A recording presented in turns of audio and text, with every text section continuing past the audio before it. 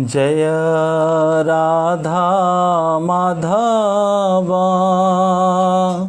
कुंज बिहारी।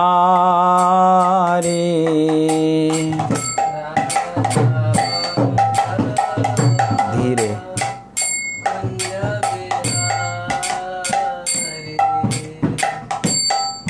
जय राधा माधवा कुंज बिहारी।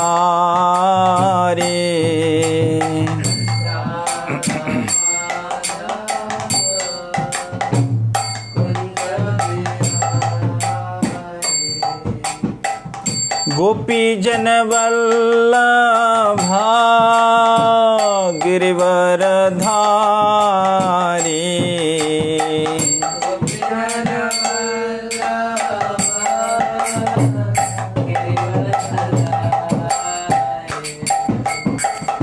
यशोदा उनको दो। यशोदा नंदन ब्रज जन रंजन।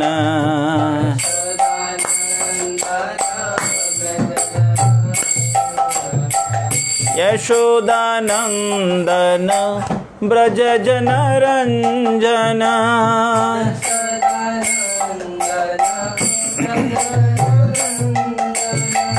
यशोदानंदन ब्रज जन रंजन।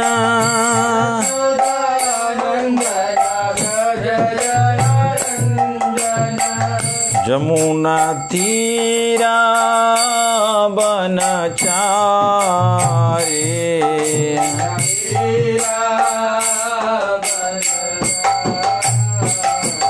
जमुना तीरा बनचारी।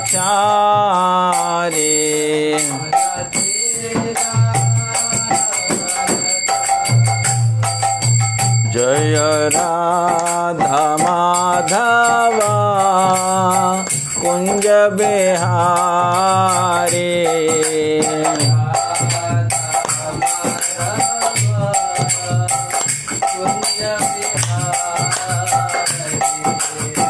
गोपी जन वल्लभा गिरिवरधारी।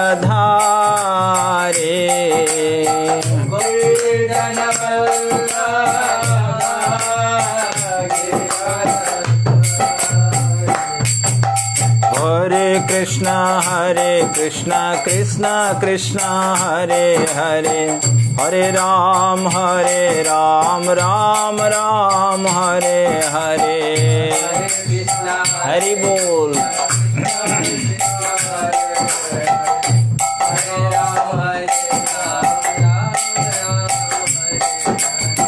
हरे कृष्णा कृष्णा कृष्णा हरे हरे। हरे राम राम राम हरे हरे।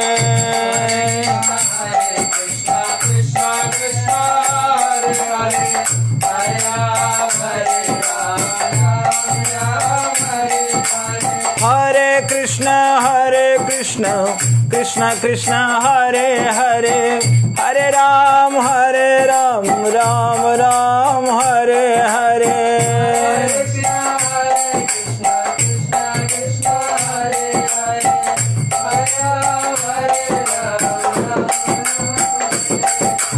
हरे कृष्ण कृष्ण कृष्ण हरे हरे। हरे राम राम राम हरे हरे। राधे।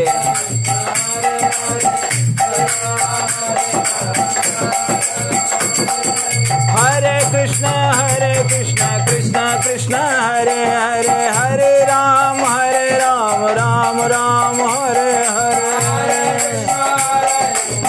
श्री राधे। हरे राम राम राम हरे हरे। कृष्ण कृष्ण कृष्ण हरे हरे। हरे राम राम राम हरे हरे। श्री राधे।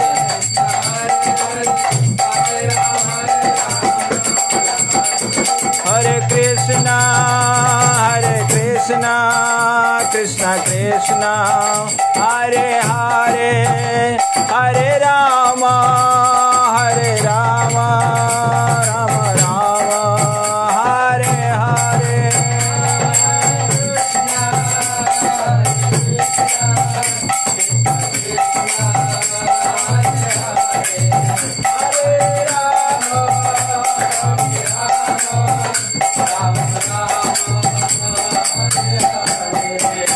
जय कृष्ण बलराम कृष्ण बलराम कृष्ण बलराम जय कृष्ण बलराम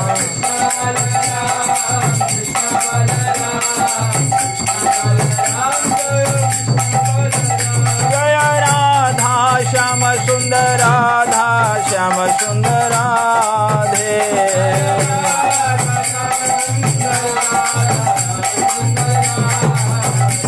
जय गौरानिताई जय जय गौरानिताई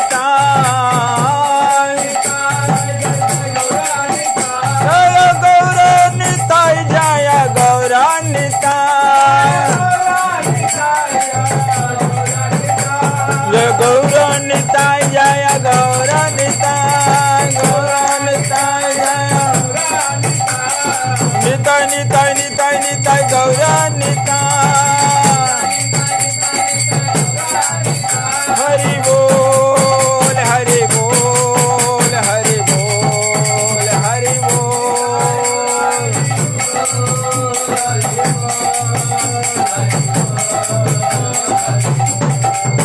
प्रभुपाद प्रभुपाद प्रभुपाद प्रभुपाद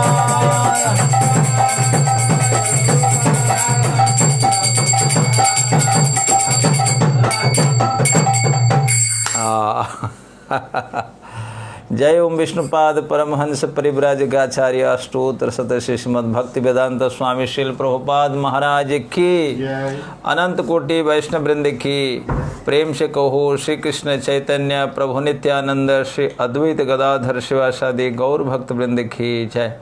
श्री श्री राधा कृष्ण गोप गोपीनाथ श्याम कुंड राधा कुंड गिरि गोवर्धन की जय। गंगा माई यमुना माई की जय। भक्ति देवी तुलसी महारानी की जय। भुवन मंगल श्री हरिनाम संकीर्तन की जय। समवेत गौर भक्त वृंद की जय।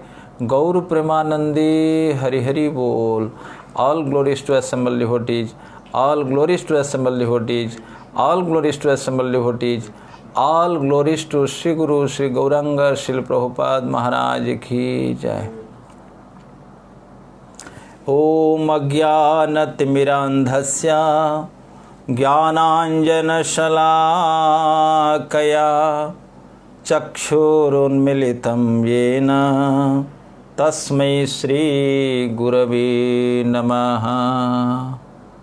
वाञ्छाकल्पतरुभ्यश्च कृपा सिन्धुभ्य एव च पतितानां पावनेभ्यो वैष्णवेभ्यो नमो नमः।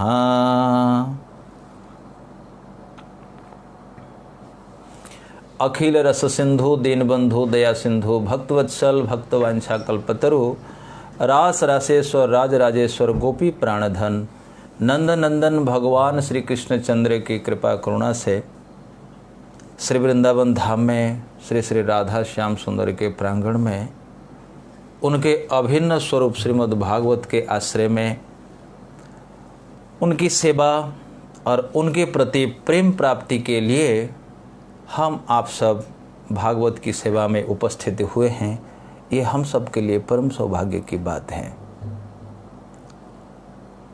विगत 3 दिनों से आप लोग सुनते आ रहे हैं और आज चौथा दिवस है। कृष्ण सखा सुदामा अनेक भक्त भगवान के हैं। इस प्रसंग में हम लोग एक बहुत ही मधुर लीला की चर्चा कर रहे हैं, कृष्ण भक्त सुदामा। इस प्रसंग में आप लोग अब तक सुन चुके हैं प्रहलाद परीक्षित महाराज सुखदेव गोस्वामी की प्रशंसा करते हैं, उनको प्रोत्साहित करते हैं, गुरुदेव आप हमें कथा सुनाइए। और सुखदेव गोस्वामी प्रोत्साहित होकर भगवान के अनन्य भक्त सुदामा की कथा कहने जा रहे हैं। और उन्होंने प्रारंभ किया भगवान के सखा जिनका नाम था सुदामा, बड़े विरक्त, इंद्रिय जीत और प्रशांत आत्मा, शांत स्वभाव वाले थे। और उनकी पत्नी भी उनके समान उनके गुण वाली थी। और पत्नी सदैव पति से कहती थी, आप द्वारकाधीश के पास जाइए और ये हमारी जो गरीबी है, इस गरीबी से हमको छुटकारा मिल जाएगी। आप एक बार जाओ तो सही। पत्नी अनेक प्रकार से तरह तरह की युक्तियां देकर अपने पति सुदामा को भेजना चाहती थी, और सुदामा जी तरह तरह के तर्क करके जाने के लिए राजी नहीं हो रहे हैं, पर पत्नी भेजने के लिए जिद्दी पकड़ी हुई है। वैसे स्त्रियां हठ है, संसार में प्रसिद्ध है बाल हठ, राजहठ और स्त्रियां हठ, 3 हठ है। तो जब पत्नी हठ पकड़ती है फिर तो वो करा करके ही रहती है। सुदामा का क्या चले, सुदामा जी की पत्नी कह रही कि अब जाओ। तो कल आप लोगों ने कुछ सुना था कि पत्नी तर्क दे रही है, अनेक प्रकार का तर्क दे रही है, कहती है कि अब जाओ। आइए भगवान की ये रसमयी कथा में प्रवेश करेंगे, उससे पहले भागवत की वंदना कर लेते हैं। पादो यदीयो प्रथमो द्वितीयो तृतीय तुर्यो कथितो यदोरो नाभिस्तथा पंचम एव षष्ठो भुजान्तरं दोर्युगलं तथान्यो कंठं स्तुराजन् नवमो यदीयो मुखारविन्दं दशमः प्रफुल्लम् एकादशो यस्य ललाटपट्टं शिरोपितो द्वादश एव भाति तमादिदेवं करुणानिधानं तमालवर्णं सोहितावतारम् अपार संसार समुद्र सेतुं भजामहे भागवत स्वरूपं भजामहे भागवत स्वरूपं। ग्रंथराज श्रीमद्भागवतम की जय। यं प्रव्रजन्तमनुपीतमपीतकृत्यं द्वैपायनो विरह कातर आजुहाव पुत्रेति तन्मयतया तरवोऽभिनेदुस् तं सर्वभूतहृदयं मुनिमानतोऽस्मि। यत्कीर्तनं यद्वन्दनं यत्स्मरणं यद श्रवणं यदीक्षणं यदहरणं लोकस्य सद्यो विधुनोति कल्मषं तस्मै सुभद्र श्रवसे नमो नमः। ओम नमो भगवते वासुदेवाय।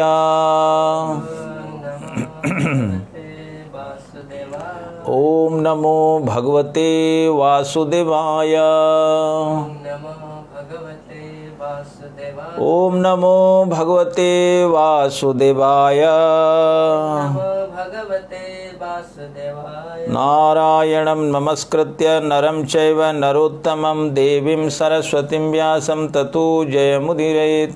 मूकं करोति वाचालं पंगुं लंघयते गिरिं यत्कृपातमहं वन्दे परमानन्दमाधवं परमानन्दमाधवं माधवं माधवं माधवं।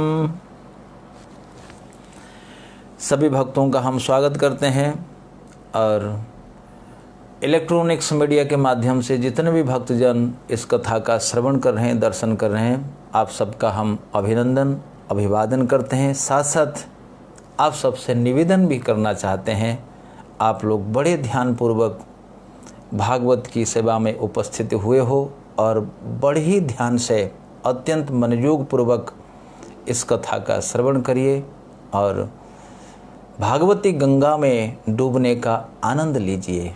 ये कोरोना की जो गर्मी है, जो गर्माहट चल रही है, ये जो भयंकर ताप है, इससे अगर आप मुक्ति पाना चाहते हो, जैसे भयंकर ताप से तड़पता हुआ हाथी गंगा जल का सहारा लेता है, ऐसे ही हम सब इस विषय संसार में, भौतिक दुखमय संसार में तड़पे हुए जीव भागवत गंगा का आश्रय में यहाँ उपस्थित हैं। हमको शांति और प्रीति का अनुभव हो रहा है। आइए आप सबका पुनः स्वागत करते हैं और इसी श्लोक के उच्चारण के साथ कथा प्रसंग में प्रवेश करते हैं। भागवत दशम स्कंध अध्याय क्रमांक 80 श्लोक संख्या 10। आइए पाठ करते हैं। तमुपेहि महाभाग, है तुम्हारे पास? आपके हैं उसमें? तमुपेहि महाभाग साधूनां च परायणं दास्यति द्रविणं भूरि सीदते ते कुटुम्बिने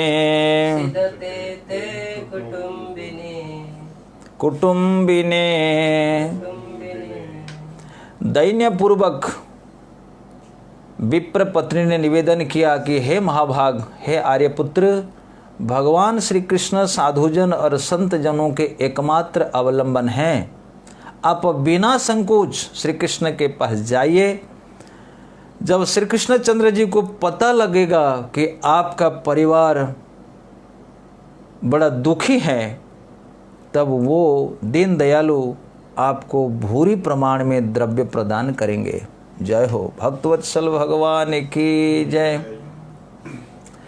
कल हम लोगों ने इसी श्लोक पर किंचित व्याख्या करके चले गए थे। तमुपेहि महाभाग, सुदामा की पत्नी ने कहा तम उपेहि। तम माने श्री कृष्णम, उपेहि माने जाओ। हे प्रिय, हे देव, आप अपने मित्र श्री कृष्ण के पास जाओ, क्योंकि साधूनाम परायणम, भगवान श्री कृष्ण सदैव साधुओं के प्रति आकृष्ट रहते हैं। दुर्वासा के प्रसंग में, जिस प्रसंग में अम्बरीश महाराज जी के साथ दुर्वासा का थोड़ा सा मनमुटाव होता है, उसी प्रसंग में दुर्वासा कुपित होकर अम्बरीश महाराज जी के ऊपर कृत्या छोड़ते हैं। ये पता है ना? पर अम्बरीश महाराज तस से मस नहीं हुए। भयंकर कृत्या अम्बरीश के पास आता है, लेकिन भगवान की शरण जिन्होंने ले रखी है, तो कृत्या उसका क्या बिगाड़ सकता है। लंका जला करके जब हनुमान जी आए, भवानी के मन में प्रश्न उठा, पूरी लंका जल गई, हनुमान की पूंछ क्यों नहीं जली? आप लोगों के मन में ये सवाल उठता है कि नहीं उठता?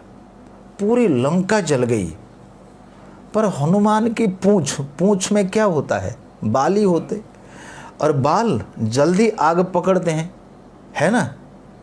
बाकी वस्तु नहीं पकड़ेंगे। इस अंग के ये चमड़ा ये जल्दी आग नहीं पकड़ेगी, लेकिन ये बाल जो है तुरंत आग पकड़ेंगे। पर हनुमान की पूंछ, उसी में सारे कपड़े लपेटे हुए थे, उसमें आग क्यों नहीं लगी? क्यों नहीं लगी? कुछ सोचा है? भगवान शंकर ने कहा,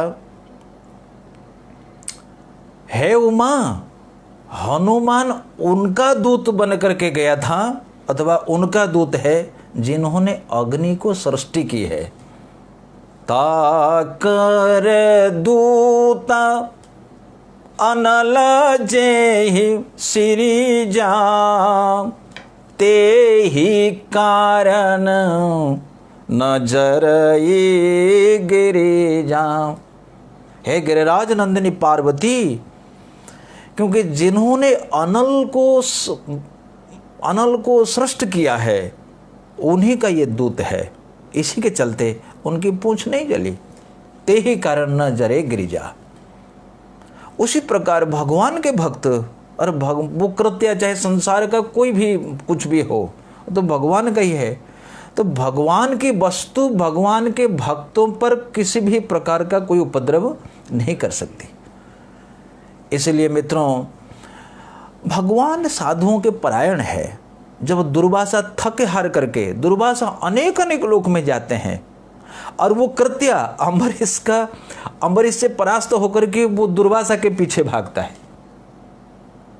अगर एक इंटरेस्टिंग बात है, यदि संसार में कोई साधुओं से द्रोह करता है, वो द्रोह उसी का ही पीछा करेगा, उसका तो कुछ नहीं बिगड़ेगा, पर जो द्रोह करता है उसी का बिगड़ जाएगा। रामचंद्र खान हरिदास को विपत्ति में डालना चाहता था और उसी का सब कुछ ध्वंस हो गया, उसका गांव उजड़ गया। इसलिए साधुओं से द्रोह करना बहुत भारी पड़ता है, बहुत भारी पड़ता है। विभीषण से द्रोह किया रावण ने, लंका उजड़ गई, उजड़ गई। रामायण में इसका उल्लेख हुआ है। साधुओं से द्रोह बहुत भारी पड़ता है। अभी जो केस हुआ है वो पालघर में, मुंबई के पालघर में, वो बहुत भारी पड़ेगा उनके ऊपर, बहुत भारी पड़ेगा। भगवान उन्हें माफ नहीं करेंगे, क्योंकि साधु भगवान का अपना पुत्र होता है। दुर्वासा थके हार करके जब ब्रह्मा जी के पास जाते हैं, शंकर के पास जाते हैं, इंद्र चंद्र वरुण स्वर्ग मर्त्य पाताल कहीं भी गए, उनको कहीं भी शरण, कहीं भी आश्रय नहीं मिला। अंततः भगवान के पास जाते हैं। भगवान महादेव ने कहा, जाओ, जिनके दास का तुमने अपमान किया उनके पास चले जाओ। दुर्वासा जी जाते हैं। भगवान साफ साफ कह दिया, दुर्वासा जी, साधूनां हृदयं तु अहं, साधवो हृदयं अहं, मद अन्यते न जानन्ति, न अहं तेभ्यो मनागपि। साधूनां हृदय तु अहं, बोले साधुओं के हृदय में हम विराजमान हैं, और साधु मेरे हृदय में। मैं मद अन्यत ते न जानन्ति, मेरे अतिरिक्त तो कुछ नहीं जानते, और मैं भी उनके अतिरिक्त कुछ नहीं जानता। अहम भक्त पराधीनो यह स्वतंत्रैव द्विजा। हे ब्राह्मण, मैं भले ही स्वराट हूँ, लेकिन मैं भक्तों का अधीन रहता हूँ। अहम भक्त पराधीन, आहा, भगवान का भक्त वात्सल्य। अहम, मैं भक्त पराधीन, भक्त आमा बांधिया चे हृदय भीतरे। माँ यशोदा ने बांध दिया प्रेम रस्सी से। तो साधुनाम परायणम, ये साधुओं का आश्रय है, अथवा ये साधुओं के हृदय में रहते हैं। साफ साफ भगवान ने कहा, मद अन्यत ते न जानन्ति, मेरे अतिरिक्त तो कुछ नहीं जानते, और उनके अतिरिक्त भी मैं कुछ नहीं जानता। एक सरल उदाहरण से आप लोग समझ सकते हो। एक माँ के 4-5 बच्चे हैं, लेकिन सबसे जो छोटा होता है माता जी के आश्रय में रहता है। माँ उसके अतिरिक्त किसी को नहीं जानती, और वो भी माता के अतिरिक्त किसी को नहीं जानता। ये सब जानते हैं। इसीलिए यहाँ सत्या कहती है, साधुओं के परायण है, और आप बड़े भागे हो, आप भगवान के महान भक्त हो, यही आपका भाग्य है। कल मैंने कहा था, हम लोग भजन नहीं गए थे, संतन के संग लाग रे तेरी अच्छी बनेगी, अच्छी बनेगी तेरी किस्मत बनेगी, होए तेरो बड़ भाग रे तेरी अच्छी बनेगी। संतन के संग लाग रे तेरी अच्छी बनेगी, संतन के संग लाग रे अच्छी बनेगी तेरी बिगड़ी बनेगी, अच्छी बनेगी तेरी किस्मत जगेगी।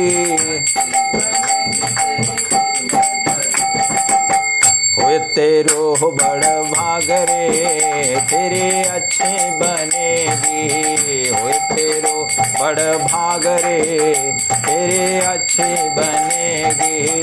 संतन के संग लाग रे, तेरे अच्छे बनेगी।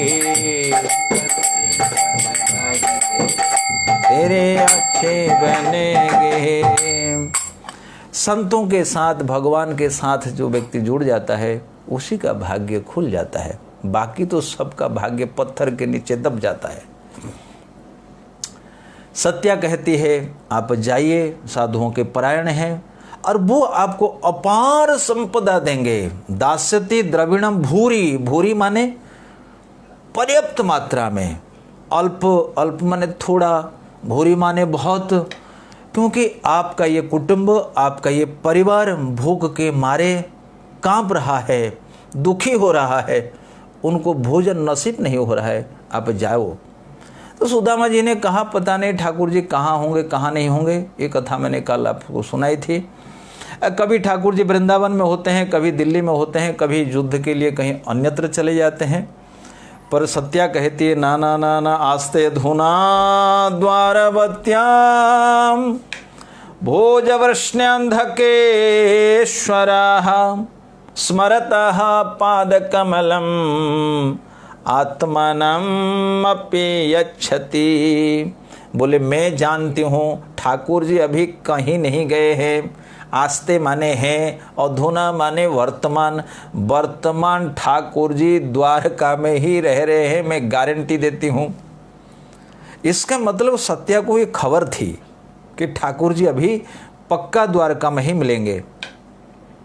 अच्छा मान लीजिए 1% नहीं भी मिलेंगे, तब भी घाटा क्या है? सर्वज्ञ है ना, भगवान सर्वज्ञ है, सर्वज्ञ सर्वविद, सब कुछ जानते हैं।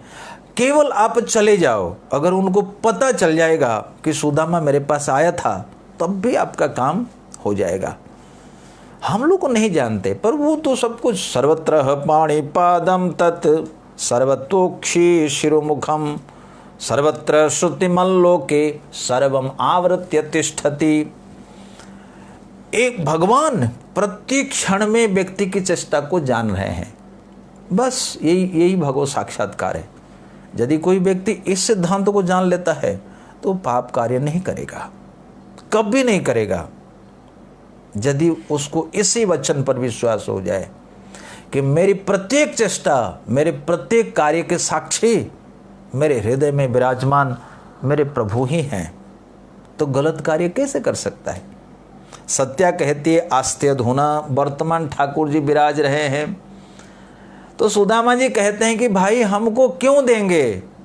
अरे देंगे बाबा। क्या लिखा हुआ है? स्मरतः पादकमलम आत्मानम अपि यच्छति। स्मरत माने स्मरण करने से। बोले आप जाओगे वो तो बात जाने दीजिए, केवल जो भगवान का स्मरण करते हैं भगवान उनको सब कुछ दे देते हैं। ध्रुव जी ने तो केवल स्मरण किया, ओम नमो भगवते वासुदेवाय, 5 महीने में, 5.5 महीने में ध्रुव लोक का अधिकारी बना। इतना ही तो केवल है, शरण, केवल स्मरण मात्र से। जीव के लिए कठिनाई यही है वाकई। इतना सिंपल है। लाइफ, बिगड़ा हुआ जीवन सुधर सकता है 1 मिनट में, 1 मिनट में। ये मैं बिल्कुल हृदय से आप सबसे निवेदन करना चाहता हूं। किसी का कोई भाग्य फूटा नहीं है, वो जानबूझकर फोड़ देता है। संत तुलसीदास कहते हैं भाव को भाव अनख आलस हो, नाम जपत मंगल 10 दिशा हो। भाई को भाई अनख आलस हो, नाम जपत मंगल 10 दिशा हो। आप चाहे अच्छे से सुखपूर्वक जप करें, राजी से अराजी से, कैसे भी आप जप करें, अनख आलस हो, आलस्य से भी जप करें, तब भी आपका कल्याण ही कल्याण होगा। स्मरण मात्र से। भगवान ने भी कहा जो मेरा स्मरण करता है मैं उसका योगक्षेम बहन करता हूँ। गीता अध्याय 9, याद है श्लोक? अनन्य चेता सततम यो माम स्मरति नित्यसः तस्या अहम सुलभ पार्थ नित्ययुक्तस्य योगिनः। अनन्य चेता जो केवल मेरे परायण होकर मेरा ही चिंतन मनन करता है उसको मैं बड़ी सरलता से प्राप्त हो जाता हूँ। पर मैं जो श्लोक कहना चाहता हूँ वो श्लोक ये नहीं है, वो श्लोक है 9वें अध्याय में। भगवान ने कहा कि जो मेरा स्मरण करता है, जो मेरा भजन करता है, योगक्षेमं वहाम्यहम्। कैसा है वो श्लोक? हाँ, अनन्यश्चिन्तयन्तो माम ये जनाः पर्युपासते तेषां नित्याभियुक्तानां योगक्षेमं वहाम्यहम्। भगवान श्री कृष्ण ने कहा, अर्जुन, जो व्यक्ति अनन्य भाव से मैं ही उनका आश्रय हूँ मेरा चिंतन करता है, उनका योग माने जो उनको आवश्यक है, और क्षेम माने जो उन्होंने अर्जन किया है उसकी मैं रक्षा करता हूँ। माने जो उसको आवश्यकता है उसकी पूर्ति करता हूँ, और जो उसके पास है उसकी भी मैं रक्षा करता हूँ। बहुत प्रसिद्ध कथा है, बहुत प्रसिद्ध कथा। जगन्नाथपुरी में एक पंडा रहते थे जिनका नाम था गीता पंडा। आप सबने सुना होगा, ये कथा सुनी है? गीता पंडा रोज रोज नित्य प्रति वो गीता का अध्ययन करते थे। सुदामा जैसे गरीब थे, बिल्कुल गरीब थे, पर रोज रोज गीता पाठ में इतना आनंद उनको होता था, इसीलिए वहाँ के उस क्षेत्र के लोगों ने उनका नाम रख लिया था गीता पंडा जी। अब गीता पाठ करते थे, जो थोड़ा बहुत मिलता था उससे। लेकिन सुदामा जी की पत्नी तो थोड़ी सुशीला थी, वो बहुत बढ़िया थी, लेकिन उनकी पत्नी थोड़ी तेज तरार की थी। क्या रोज रोज गीता पढ़ते हो भाई? कहते हो ठाकुर जी सब दे देंगे। क्या दे दें? कुछ भी नहीं दे रहे, एक वक्त भी भोजन नहीं मिलता है। देखो बच्चे सारे दुखी है, किसी का गाल पिचक गया है, किसी की आंखें पिचक गई है, सब दुखी हो गए ही है। आप केवल गीता लेके बैठ जाते हो। भगवान श्री कृष्ण का आहा परम भक्त गीता पंडा, वो कहते हैं देख देख, अरे बावरी, भगवान ने कहा है अनन्य चिंतयन्तो माम ये जनाः पर्युपासते तेषां नित्याभियुक्तानां योगक्षेमं वहाम्यहम्। मैं उनकी सारी आवश्यकता पूरी करता हूँ। पत्नी को तो ऐसे ही गुस्सा आ गया, उसने कलम लिया और वो लाइन पर लगा दी, काट दिया उस लाइन को। तो गीता पंडा बड़े दुखी हुए, चले गए बाहर। जब क्रोध आए ना, थोड़ा स्थान परिवर्तन करके चले जाना चाहिए, फिर थोड़ी देर में सब कुछ शांत हो जाता है। लेकिन इतने में गीता पंडा बाहर है, एक सुंदर सा बालक बहुत कुछ सामग्री लेकर के आया। चावल, दाल, सब्जी, खीर, मालपुआ, कचौड़ी, बहुत कुछ वहाँ के जो भी पदार्थ मिलते हैं खाने के लिए और रसोई के लिए, सीधा बहुत कुछ ले आया। माता जी, हाँ अच्छा, इतनी धूप में बेटा कहाँ से आए हो? पंडा जी ने भेजा हमको कि घर में कोई सामग्री नहीं है, जल्दी जल्दी ले जाओ, ब्राह्मणी भोजन बनाएगी तब भोग लगेगा, तो मैं लेके आया। अच्छा, तो उन्होंने देखा बहुत कुछ है, बहुत कुछ सामग्री। बेटा इतनी धूप है, मैं रसोई बनाती हूँ, तुम भोजन करके जा।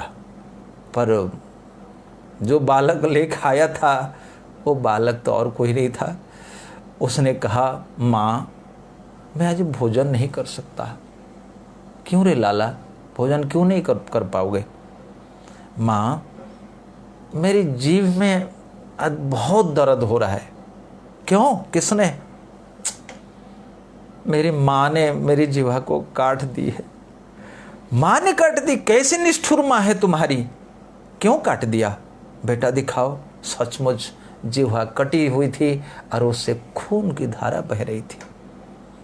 उनका तो क्रोध बहुत चढ़ गया। कौन है? मैं होती उसका गला दबा करके मार देती। क्या कहेंगे कृष्ण, सारी चीजें तो इन्होंने ही की है। भगवान श्री कृष्ण सब सुन रहे थे, लेकिन स्त्री तो स्त्री है, वैसे ममता मई, वो तो गुस्से से उसको क्या समझ है, उसने गीता काट दिया। बोले तुम गीता लेकर के बैठते हो, उसका सारा गुस्सा उसने गीता पर ही उतार दिया। बेटा ठीक है, बड़े दुखी हो गई और वो कृष्ण चले गए। वो तो कृष्ण ही थे, वो बालक चला गया। थोड़ी देर के बाद भोजन सब बन गया और गीता पंडा जी आए। गीता पंडा जो आए और सारा कुछ 8 व्यंजन, अनेक प्रकार की सब व्यवस्था, अनेक पदार्थ बना करके रखा हुआ है। अब आज जो ब्राह्मणी बहुत खुश है, आओ आपने इतना सामान भेजा है, आप कैसे निष्ठुर व्यक्ति हो भाई, क्यों? छोटा सा बालक, नन्हा सा बालक, आपने उसी को भेजा। आप गीता पढ़ते हो, आप में जरा सी दया नहीं है, इतने निष्ठुर हो पाप हो गए। अब क्या समझेंगे, उसको कुछ समझ में नहीं आ रहा था क्या कहती चली जा रही है। तो थोड़ी देर के लिए वो शांत हुए और ब्राह्मण ने पूछा, भाई ये बताओ कौन लेके आया था? एक सांवरा सा लड़का लेके आया था, बहुत कुछ सीधा लेके आया था, देखिए क्या क्या सामान वो लेकर गया था। सब देखे तो उन्होंने क्या कहा, आपने उनको भोजन कराया? मैं तो भोजन के लिए उनको बुलाया पर उन्होंने किया नहीं। क्यों? उन्होंने जिह्वा निकाल करके दिखाई, उनके जिह्वा को उनकी मां ने काट दिया है। पंडित जी के नेत्रों से धार धार अश्रु का प्रभाव होने लगा। पंडित जी ने कहा, अरे बाबरी, ये सारी करतूत तो तुम्हारी हैं। जब मैं गीता का उस महाश्लोक पढ़ रहा था, तुमने तो उस पे कलम चला दी, ये सब झूठ बात है। नहीं बाबरी, ये झूठ नहीं है, ये सत्य है। इसलिए प्रभु ये लीला करते हुए आए हमारे घर और उनकी जिह्वा कट गई थी। ब्राह्मण को अतिशय दुख हुआ। भगवान से उन्होंने क्षमा प्रार्थना की, हे प्रभु अब मुझे जो दंड देना है दे दो, मेरे से ही अपराध हो गया है। ब्राह्मण अतिशय दुख किया, अतिशय हुआ, ब्राह्मणी भी अतिशय दुखी हुई, पर क्या कर सकते थे, भगवान से क्षमा प्रार्थना करने लगे। इस प्रकार की ये कथा उत्कल प्रदेश की है। दोनों ब्राह्मण और ब्राह्मणी अतिशय दुखी हो गए, भगवान से बार बार प्रार्थना किए। उसी दिन से वो ब्राह्मणी भी भगवान की परम भक्त हो गई, परमा भक्ता। मित्रों, यही बात लिखी गई है। स्मरतः, केवल स्मरण करने मात्र से क्या नहीं दे सकते। प्रभुपाद जी कहते थे कि मैंने क्या किया, केवल हरिनाम का स्मरण किया ही, और ठाकुर जी ने मुझे अपार संपदा दी। लाखों लोग साक्षी है। हम कर क्या सकते हैं? भगवान के स्मरण के अतिरिक्त हम कर क्या सकते हैं? तो आप जाइए, जो व्यक्ति उनके चरण कमलों का स्मरण मात्र करता है, ठाकुर जी उनको सब कुछ दे देते हैं। आप चाहिए, और आप जाओगे फिर क्यों नहीं देंगे? हाँ, किम नर्थ कामान भजतो नात्यभिष्ठान जगत गुरु हो, वो देंगे, जरूर देंगे।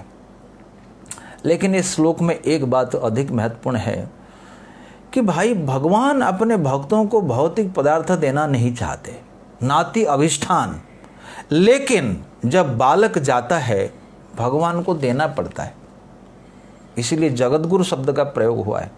श्री जीव गोस्वामी जी कहते हैं, यदवा जगद्गुरु पितेति अयम भावः, यथा पिता क्रीडन कालिकम तुच्छमपि प्रार्थयमानाय बालकाय स्नेहे तदिच्छया दत्ते पश्चात रत्न अलंकारादिकमपि तथा असौ अर्थकानामपि ददाति पश्चात परम पदम चेति भावः।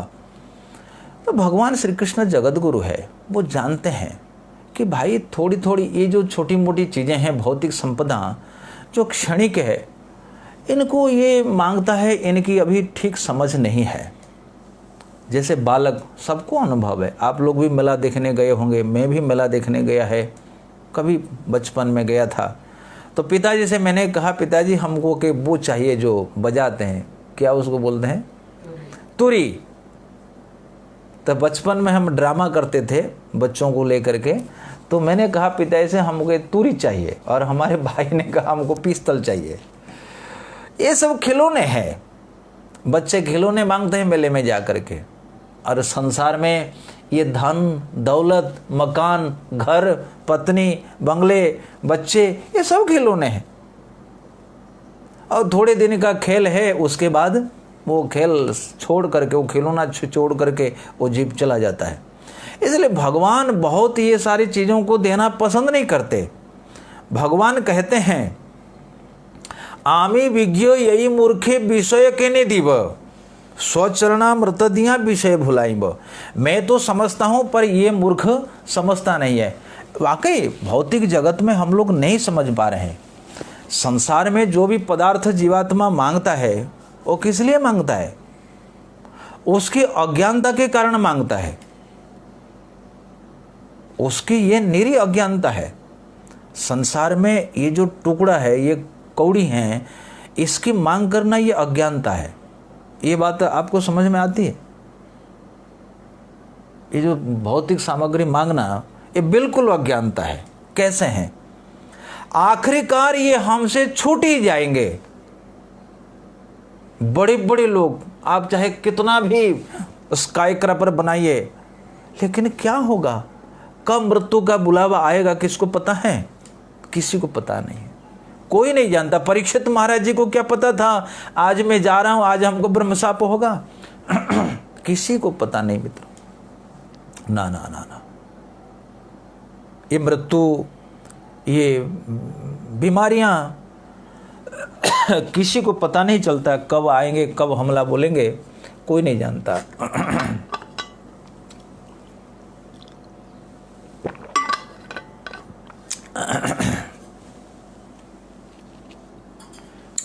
नाट्यभीष्टान जगत गुरु हो, वो नहीं देते। पंचम स्कंद भागवत में एक स्तुति में आता है, भगवान ने कहा सत्यम दिशति अर्थितम अर्थितो नृणाम नैवार्थतो यद पुनरार्थिता यताः स्वयं विधत्ते भजताम अनिच्छताम इच्छा पिधानम निज पाद पल्लवम। हाँ, भगवान के पास जो मांगने आता है भगवान उनको देते हैं, लेकिन अंततः उनकी इच्छा को समाप्त करके भगवान उनको अपना चरण कमल दे देते हैं। यहाँ जीव गोस्वामी जी टीका करते हैं, क्योंकि भगवान जगत गुरु है। जैसे कोई बच्चा, कोई बालक अपने पिता माता से जिद्दी करता है हमको यही चाहिए, तो पिता माता उनको खिलौना दे देते हैं, ठीक है बेटा तू कुछ दिन खेल ले। उसके बाद फिर उनको धन अलंकार आदि देते हैं, और भगवान उसी प्रकार थोड़े थोड़े खिलौना दे करके उनको शांत कर देते हैं। उसके बाद जब खेल में वो परेशान हो जाता है फिर उनको अपना परम पद दे देते हैं, ये जगत गुरु। इसीलिए मित्रों, जो बुद्धिमान व्यक्ति होता है वो भगवान से भौतिक वस्तुओं की कामना नहीं करता, कोई नहीं करता। चैतन्य महाप्रभु ने स्तुति में कहा, न धनम न जनम न सुंदरीम कवितां वा जगदीश कामये मम जन्मनि जन्मनि ईश्वरे भवताद भक्तिम महेत्व की त्वहि। जगन्नाथाष्टक में भी यही बात, न बेजाचे राज्यम न च कनक माणिक्य विभवम न याचे हम रम्याम सकल जन काम्याम बरबधुम सदा काले काले प्रमथ पतिना गीत चरितो जगन्नाथ स्वामी नयन पथगामी भवतु में। भौतिक संपदाओं की मांग करना ये जीवात्मा की सबसे बड़ी अज्ञानता है। इसलिए सुदामा जी परम विद्वान ब्रह्मविद, आप लोगों ने सुना है, कृष्ण से आसित सखा कश्चित ब्राह्मणो ब्रह्मविद तमहा। जो वेदों के अर्थों को जानता है वो परम वैरागी होता है। वो ये सब भौतिक टुकड़े मांग करके भगवान के पास, किसी राजा के पास जाकर के उनसे आलू मांगना, है भाई ये कि आलू दे दो, ये क्या है? ये तो अपनी बेइज्जत करवानी है। वो तो राजा समझ जाएगा ये क्या है, हम हमारे पास अगर क्या मांगता है, एक आलू। भगवान महादेव को स्तुति करके उनसे कहो कि भाई ये लकड़ी का बोझा मेरे माथे पर रख दो, संसार का बोझा मेरे ऊपर डाल दो। हाँ, ठाकुर जी कहेंगे क्या पागल है, बावरा है। तो ठाकुर जी कहते हैं मैं विद्वान हूं, ये तो अज्ञानी है, इसको नहीं देना चाहिए। पर फिर क्यों देते हैं? भगवान ने कहा चतुर्विधा भजन्ति माम जनः सुकृतिनो अर्जुन, आर्तो अर्थार्थी जिज्ञासो ज्ञानी। तो जो आर्त भक्त, जो अर्थार्थी भक्त भगवान के पास धन की कामना से जाता है, ठाकुर जी क्यों देते हैं? इसीलिए देते हैं कि भाई मेरे पास आया तो कम से कम, धीरे धीरे ये धन का दोष जब उसको पता चलेगा तो धीरे धीरे इससे वो विरक्त हो जाएगा, मेरे पास आ जाएगा। आया तो सही, आया तो सही, इसी हिसाब से देते हैं। नहीं तो भगवान ये धन भन दे करके बड़े प्रसन्न नहीं होते। उल्टी जब कृपा किसके ऊपर करते हैं, क्या करते हैं? हाँ, यस्या अहम अनुगृह्णामि हरिष्ये तद्धनम शनैहि ततो धनम त्यजन्त्यसः ततो अधनम त्यजन्त्यसः स्वजना दुख दुखिताः। बोले जिस पर मैं कृपा करता हूँ तो उसके धन को मैं शीघ्र हरण कर लेता हूँ। ततो धनम, जब धन इसके पास नहीं होगा और स्वजन उसका त्याग कर देंगे, जाओ भाई तो किसी काम का नहीं है, बस चले जाओ। जड़ भरत जी को बिल्कुल ये कायदा पता था, इसीलिए वो कुछ नहीं करते थे। भाइयों ने कहा खेत की रखवाली करो, बोले राम जी का खेत राम जी की चिड़िया, आओ भाई ये तो खेत है राम का, राम जी की चिड़िया है, आओ तुम मन माना खाओ। जब भाइयों ने देखा ये बहुत ही उपद्रव करता है, उनको विदा कर दिया। ठीक है, बहुत अच्छा हुआ। यस्या हम अनुगृह्णामि हरिष्ये तद्धनम शनैहि ततो धनम त्यजन्ति अस्यः स्वजना दुख दुखिता। और जो परिवार आपको लगता है कि ये मेरे परिवार हैं, अरे भाई ये सब पर्दे के पीछे हैं, पर्दे के सामने कोई नहीं है। रत्नाकर को तो यही अनुभव करा दिया था नारद जी ने। रत्नाकर डकायती करता था, नारद जी ने कहा जिसके लिए तू डकायती डाका डाल रहा है जाके पूछ लो। परिवार का एक एक सदस्य पीछे हट गया। भाई तेरा कर्म तू भोगेगा, हमको क्यों उसमें लपेट रहे हो? तो इसलिए परिवार के लिए इतना सारा अधर्म कर लेना और भौतिक पदार्थों की कामना कर लेना अथवा परिवार मांग लेना, ये सब ठीक नहीं है। ततो धनम त्यजन्ति अस्या, उसी के परिवार वाले उसको त्याग देंगे। और ये घटना कोई केवल भागवत में लिखी हुई है ये बात नहीं है, ये बात आप पूरे संसार में देख सकते हो। माँ बच्चों को मार देती है, माँ बच्चों को मार देती है। तो संसार में ऐसे कोई नई बात ये नहीं है, इसीलिए भगवान नहीं देते, जगत गुरु है। सैवं भार्यया विप्रो बहुशः प्रार्थितो मुहुः अयं हि परमो लाभः उत्तमा श्लोक दर्शनम। इस प्रकार सत्या ने अनेक बार कहा और अनेक प्रकार से कहा। स एव भार्यया विप्रः। भार्य शब्द का क्या अर्थ है? भार्या, सनातन गोस्वामी कहते हैं भार्यया इति आवश्यक तद भरणार्थम तद वाक्यम परिपाल्यम इति भावः। स्त्री को भार्या कहते हैं, किस लिए कहते हैं भार्या? जो भार बहन करे। भार्या तो माना ना, तुम जिसके भार को वहन करोगे वो तुम्हारी भार्या है ना। जैसे जैसे खाद्य है, हम जिसको खाएंगे उसी को कहेंगे खाद्य, जिसको भोजन करेंगे उसको कहेंगे भोज्य, जिसको करेंगे उसको कहेंगे कार्य, है ना। उसी प्रकार जिस भार को हम लेंगे उसी को कहेंगे भार्य। और स्त्रीलिंग में भार्या।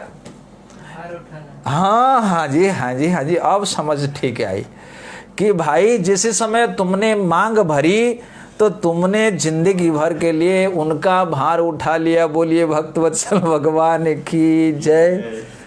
यही तो उनकी माया है, जिनकी भार व्यक्ति उठाने के लिए तैयार हो जाता है। जिस समय विवाह होता है सिंदूर भरता है, उसको मांग भरना कहते हैं।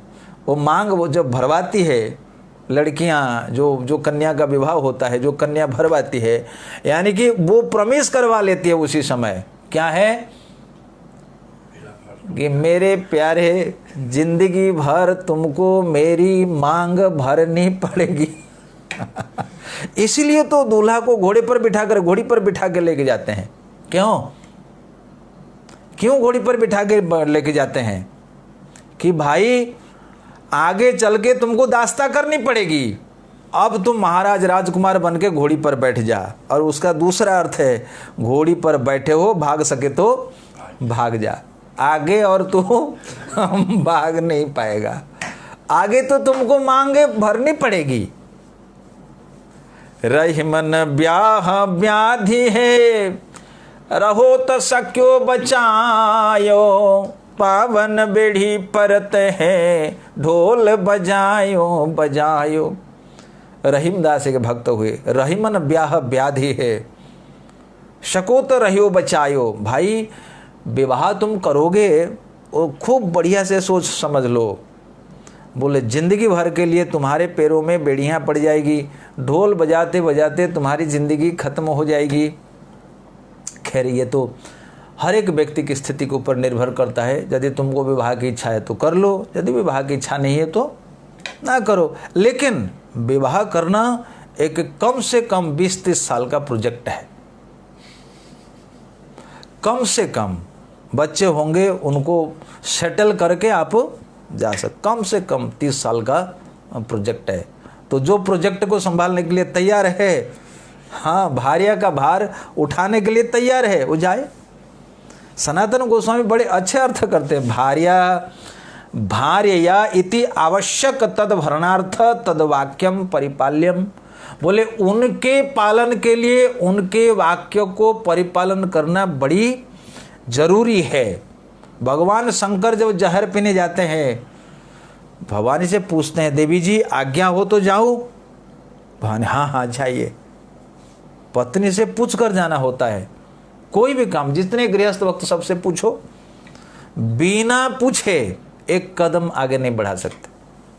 हाँ जी जाएं, हाँ जाइए, करिए, खाएं खाइए। बेल उनको पावन बेड़ी परते है, ढोल बजायो।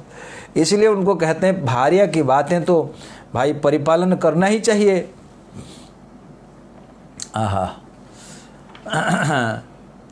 विप्र शब्द का अर्थ होता है विशेषण परिपूरयति। हाँ, ये ब्राह्मण है, इनको तो उनकी बातें माननी चाहिए। एक संत स्वभाव का व्यक्ति हैं। बहुशः प्रार्थित, बारंबार सत्या कहने लगी, जाओ। तो सुदामा जी को लगा चलो चल ही जाते हैं। पर ये मांगने के लिए भेजती है, इनकी बातें तो अलग बात है, पर मेरे लिए तो एक बहुत बड़ा लाभ होगा। अयम ही परमो लाभ उत्तमा श्लोक दर्शनम। मेरे लिए तो ये महान सौभाग्य की बात होगी, हम भगवान श्रीपति द्वारकाधीश का दर्शन करेंगे। बोलिए द्वारकाधीश भगवान की जय। अयम ही परमो लाभो। भागवत में अयम ही परमो लाभ 3 बार आए, 3 बार, बिल्कुल ये खंड वाक्य है। अयम ही परमो लाभो। रुक्मिणी के साथ जब भगवान श्री कृष्ण हास परिहास कर रहे थे, उस समय भी भगवान ने कहा अयम ही परमो लाभो गृहिणाम दिन चेतसाम यन्नर्मे नियते यामो प्रिययाभिरुभामिनी। अरे देवी रुक्मिणी, गृहस्थ व्यक्ति के लिए तो यही परम लाभ है। क्या? यन्नर्मे नियते यामो, थोड़ा पत्नी के साथ हास परिहास। गृहस्थ व्यक्ति इसको खूब बढ़िया से समझ रहे होंगे। जीवन में तो भार उठाते पापड़ चपाती बेलते बेलते जीवन चला जाता है, लेकिन थोड़ा कभी कोई अवसर का वो समय आता है, बस यन नर्मे नियति यामम। नर्म माने हास परिहास, थोड़ी पत्नी के साथ हास परिहास कर लिया, बस गृहस्थ जीवन का यही लाभ है। अयम भगवान श्री कृष्ण क्योंकि गृहस्थी होने का उदाहरण प्रस्तुत करने अयम ही परमो लाभ, इसलिए तो रुक्मिणी के साथ हास परिहास कर रहे। बूढ़े हो गए थे, 60 साल के हो गए थे या उससे ज़्यादा भी, उनके नाती पोते हो गए थे। ठाकुर जी कह रहे, रुक्मणी देवी आपने हमसे क्यों ब्याह किया, आपको शिशुपाल से विवाह करना चाहिए था, अब क्यों। रुक्मणी भी सोच करके परेशान हो गई। भाई विवाह होता 2-4 साल में आप कह सकते थे, विवाह के कई साल हो गए, प्रद्युम्न हो गए, प्रद्युम्न के भी पुत्र हो गए अनिरुद्ध, अब आप कहते हो बुढ़ापे में कहते हो कि आपने हमसे क्यों शादी किया। अरे ये कोई कहने वाली बात है। पर रुक्मणी तो भगवान श्री कृष्ण की दक्षिणा पक्ष वाली स्त्री सुनते ही बेहोश हो गई। भगवान अपने भुज पास में रुक्मणी जी को पकड़ लिए, अपने भुजा में रुक्मणी, अपने भुजाओं पे रुक्मणी को पास बिठा करके उनके चिबुक को पकड़ करके उनके केस को संवारते हुए भगवान ने कहा, देवी पति के लिए और क्या है, थोड़ा ही तो परिहास है, हास परिहास, या नरमे नियति यामो, थोड़ा सा मैंने हास परिहास किया। मैं सोचा था तुमको क्रोध आएगा, तुम्हारी आंखें एकदम उसे क्रोध के अंगारे बरसेंगे, तुम्हारे गाल लाल लाल हो जाएंगे, तुम हमको खरी खोटी सुनाओगी, लेकिन वो तो बिल्कुल विपरीत हो गया। चैतन्य चरितामृत में बताया गया है, प्रिया यदि मान करी करे भत्सान, वेद स्तुति हईते ताहा हरे आमार मान। बोले मेरी प्रिय राधा रानी यदि मान करके मुझे मेरी भत्सना करता है, वो वेदों की बड़ी बड़ी ऋचाओं से भी उससे मुझे परम प्रसन्नता होती है। मेरी माताओं जो भी हम मेरी कथा का श्रवण कर रही हो, ऐसा मत भत्सना करना, वो तो भगवान मजाक से कहते हैं। वैसे होता है कभी कभी प्रेम में ऐसा होता है, जब प्रिया कुछ मान करती है तो प्रेमास्पद को बड़ा आनंद आता है। तो भगवान कहते हैं, अयम ही परमो लाभ गृहिणाम दीन चेतसाम। एक घर परिवार वाला व्यक्ति जीवन में इतना भार उठाता है, दुखी हो जाता है, थोड़ा आस प्रयास कर दिया, भगवान गृहस्थियों के लिए कहते हैं। अच्छा, तीसरी बार भगवान शंकर मार्कंडेय से कहते हैं, अयम ही परमो लाभ नृणाम संत समागम। अब भागवत में जाकर देखना, ये वाला भागवत 10:80 में, वो वाला भागवत 10:60 में, और ये वाला अयम ही परमो लाभ नृणाम संत समागम। बोले जीवन का परम लाभ किस में है, बोले जिस दिन संतों का दर्शन हो जाए। मोरे मन भाव अस विश्वासा। विभीषण जी कहते मुझे आज विश्वास हो गया, मेरे को विश्वास हो गया, क्या है, बिनु हरि कृपा मिलहि न संता। हरि कृपा के बिना संत नहीं मिलता। तो जिस दिन किसी के जीवन में किसी भक्त का आगमन होता है, उसका भाग्य, उसके भाग्य के द्वार उसी दिन खुल जाते हैं। मित्रों, अयम ही परमो लाभ उत्तम श्लोक दर्शनम। सुदामा जी कहते हैं मुझे तो भगवान का दर्शन होगा। देखो, भगवान ने जो कहा अयम ही परमो लाभ हो, उसको बहुत ज़्यादा महत्व देना नहीं चाहिए ना। वो तो गृहस्थी लोगों के लिए, वो भगवान परेशान हो, वो जानते हैं कि कुछ लाभ नहीं है, इसलिए कह दिए थोड़ा हास प्रयास। लेकिन ये 2 लाभ महत्वपूर्ण है। भक्त कहता है जीवन का परम लाभ है भगवान का दर्शन करना, और भगवान स्वयं भगवान शंकर मार्कंडे के पास जाकर के कहते हैं, अयम ही परमो लाभो नृणाम संत समागम। संत समागम, संत तुलसीदास ने सत्संग पर बहुत कहा है। आदि शंकराचार्य ने भी कहा, क्षण में सज्जन संगति रेखा, क्षण में सज्जन संगति रेखा, भवति भवार्णव तरणे नौका, भज गोविंदम भज गोविंदम भज गोविंदम मूढ़मते। बाकी सत्संग का जो फल है बाकी कहीं नहीं मिलेगा। सत्संगत्वे निस्संगत्वम, बजाओ इसको, गाते हुए बजाओ। सत्संगत्वे निस्संगत्वम, निस्संगत्वे निर्मोहत्वम निर्मोहत्वे निश्चल तत्व निश्चल तत्वे जीवन मुक्ति। चार चीज क्या क्या? सत्संगत्वे निस्संगत्वम निस्संगत्वे निर्मोहत्वम निर्मोहत्वम निर्मोहत्वे निश्चल तत्व निश्चल तत्वे जीवन मुक्ति। भज गोविंदम भज गोविंदम भज गोविंदम मूढ़मते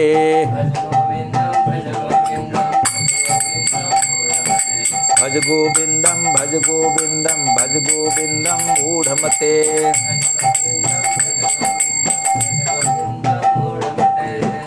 आदि शंकराचार्य के भी यही है। सत्संग, एक पल भर का सत्संग जीवन के प्रत्येक भाव को बदल सकता है। तुम्हारी प्रत्येक समस्या का समाधान है सत्संग। साधु संग सर्वशास्त्र काय, लव मात्र साधु संगे सर्व सिद्धि है। क्षणम यह सज्जन संगति रेखा तुलयाम लवनापि न स्वर्गम ना पुनर्भवम भगवत संगी संगस्य मर्त्यानाम किमुताशिष। एक पल का साधु संग, उनके साथ स्वर्ग की संपदा भी तुच्छ है। लंकिनी ने हनुमान के सामने ही कहा, तात स्वर्ग अपवर्ग कर तात स्वर्ग अपवर्ग सुख धैर्य तूल एक अंग तुलन ताहि सकल मिली जो सुख लव सत्संग। लंकिनी कहती है और स्वर्ग अपवर्ग ये सारे सुखों को मिला करके जितना होगा सत्संग में इतना सा सुख सत्संग के बराबर भी नहीं कर सकता। क्यों? सत्संगत्वे निस्संगत्वम। जैसे आप सत्संग में जाओगे आपके ये दुस्संग खत्म हो जाएगा, निस्संग हो जाएगा। सत्संगत्वे निस्संगत्वम। जैसे आप भागवत कथा सुनते रहोगे तो आपके मन में बुरे बुरे भाव ऑटोमेटिक दूर हो जाएंगे। जैसे आप टॉर्च जलाओगे अंधेरा ऑटोमेटिक भाग जाएगा। अंधेरे में घूमने वाले कीड़े मकोड़े भी भाग जाएंगे। होता है ना, कई कीड़े, मच्छर अंधकार को बहुत पसंद करता है, उसी में रहेगा। जैसे घर में प्रकाश होगा अंधकार, कहीं तुम्हारे खट के पीछे अलमारी के पीछे मच्छर छुप जाएंगे। इसलिए सत्संगत्वे निस्संगत्वम निस्संगत्वे निर्मोहत्वम। जैसे तुम्हारा निस्संग, तुम्हारे बुरी संगति समाप्त हो गई, तुम संग रहित हो गए, निर्मोह हो गए। तुम्हारे सांसारिक आसक्ति, सांसारिक मोह तुम्हारा खत्म होने लगा। जैसे निर्मोह हो गया, निश्चल तत्व, जिस तत्व पर तुम फोकस कर रहे हो, जिस भगवान के भजन पर तुम फोकस कर रहे हो, वो और ज्यादा गहरा होने लगा। और जैसे तत्व गहरा हो गया, जीवन मुक्ति। बस भगवान में मन लग जाना, यही तो जीवन मुक्ति है। इसलिए सुदामा जी कहते अयम ही परमो लाभ उत्तम श्लोक दर्शनम। सत्या ने कहा और सुदामा जाने के लिए तैयार हो गए। इस प्रसंग में हमने सोचा, एक कवि ने एक कथा लिखी है सुदामा प्रसंग में, बहुत बढ़िया है। पति पत्नी का ये भाव है। बहुशः, देखो श्लोक में बहुशः मोह बारंबार कहा और अनेक तर्क दे करके कहा। एक कवि का नाम है नरोत्तम, उन्होंने सुदामा चरित्र लिखा है। तो कैसे पति पत्नी बात करते हैं, थोड़ी समय सुन लेते हैं। ताके घर ने पतिव्रता गहे वेद के रीत सलज सुशील सुबुद्धि अति पति सेवा सो प्रीत। सुदामा की घरनी वेदवेत्ता थी, उनको भी वेद तत्व का ज्ञान था और बड़ी सुशील स्वभाव की थी और पति परायणा थी, पतिव्रता थी। तो एक दिन सुदामा ने कृष्ण का जिक्र कहा। कई हो सुदामा एक दिन कृष्ण हमारे मीत करत रहते उपदेश ऐसो परम विचित्र। तो एक दिन सुदामा, पति पत्नी की बातें होती रहती है। एक दिन सुदामा ने कहा, सत्या कल्याणी जानते हो, हमारा मित्र द्वारका में जो शासन कर रहे हैं, द्वारकाधीश भगवान श्री कृष्ण। बस ज्यों ही सत्या ने सुना, उसी दिन से कहा कि एक बार तो जाओ, एक बार तो जाओ। महादान जिनके हेतु यदुकुल कौरव चंद, ते दारिद्र संताप ते रहे न किमिनेरे द्वंद। अरे भाई, जिनके मित्र भगवान द्वारकाधीश श्रीपति है और उनके मित्र होकर के आप दरिद्रता भोग करते हो, ये कितनी बड़ी आश्चर्य की बात है। तो सुदामा जी कहते हैं, अरे बाबरी कई हो सुदामा बाहम सुनु, और वृथा सब भोग, सत्य भजन भगवान को धर्म सहित जप जोग।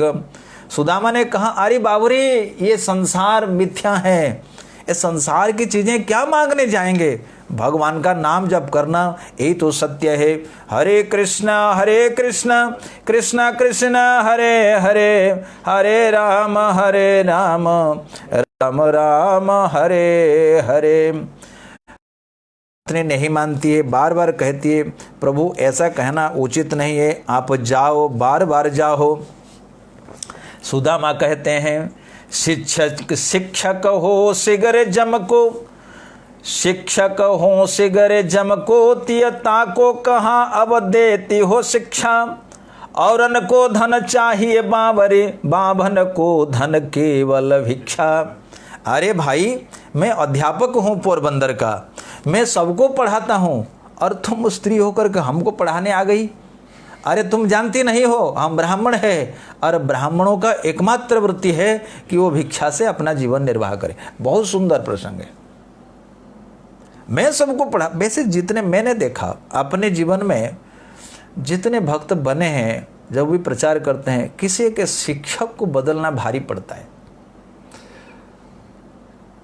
आप खास करके वो जो यूपी स्कूल के टीचर होते हैं ना, उनकी सोच तो बड़ी विचित्र होती है, उनको बदलना बहुत भारी पड़ता है। तो सुदामा यहाँ भी टीचर है, कहते हैं मैं तो दुनिया को, उनके भीतर उनके दिमाग में यही भाव रहता है, अरे हम सबको पढ़ाते हैं, हमको पढ़ाने वाला कौन आया है। तो सुदामा जी कहते हैं, हम सबको उपदेश देते हैं, तुम आ गए हमको उपदेश देने के लिए, आज तो कोई ऐसी तो जल्दी नहीं है। तो फिर मैं प्रसाद लेने, हाँ जाइए, हाँ बिल्कुल निश्चिंत जाइए, उससे पहले हम कर देंगे। ये प्रोजेक्ट कर देंगे ना। हाँ। तो सुदामा कहते हैं, भाई हम तो, सुदामा अपनी स्त्री को समझाते हुए कहते हैं कि अरे भाई, सारी दुनिया को हम पढ़ाते हैं और तुम मुझे शिक्षा देने आ गए। हजार लोगों को हम पढ़ाते हैं, हम ब्राह्मण हैं, हम नहीं कर सकते। तो सुदामा की पत्नी कहती है, दीन दयाल के द्वार न जात सो, और के द्वार पे दीन हुए बोले। श्री जदुनाथ से जाके हितो सो, त्यों पन क्यों कन मांगत डोले। अरे भाई, ब्राह्मण हो ठीक है, पर हर घर में जाकर क्यों मांगते हो? जिसके मित्र जदुनाथ है उनके पास जाने को आपको शर्म है, हमको पढ़ाते हो, शिक्षा देते हो आप, लेकिन हर एक की जगह में क्यों जाते हो? दीनता कहते रहते हैं। सुदामा की पत्नी कहते, इससे है प्रिय, मेरी बात मानकर आप वहाँ अवश्य जाइए। दूसरों के दरवाजों पर जा कर आप अपनी दीनता कहते रहते हैं, लेकिन दीन दयाल के द्वार पर आप नहीं जाते। भला कृष्ण जैसा दानी जिसका मित्र हो, वो एक एक दाने के लिए इधर उधर भटकता रहे, यह कितने आश्चर्य की बात है। बिल्कुल सुदामा की पत्नी सही बात कह रही है। सुदामा कहती है, अरे भाई, अगर हमारे भाग्य में होता धन तो मिल जाता ना। सुदामा की स्त्री, सुदामा जी कहते हैं, छाड़ी सबे जकते ही लगी बक, आठ हो जाम यहाँ हठ ठानी।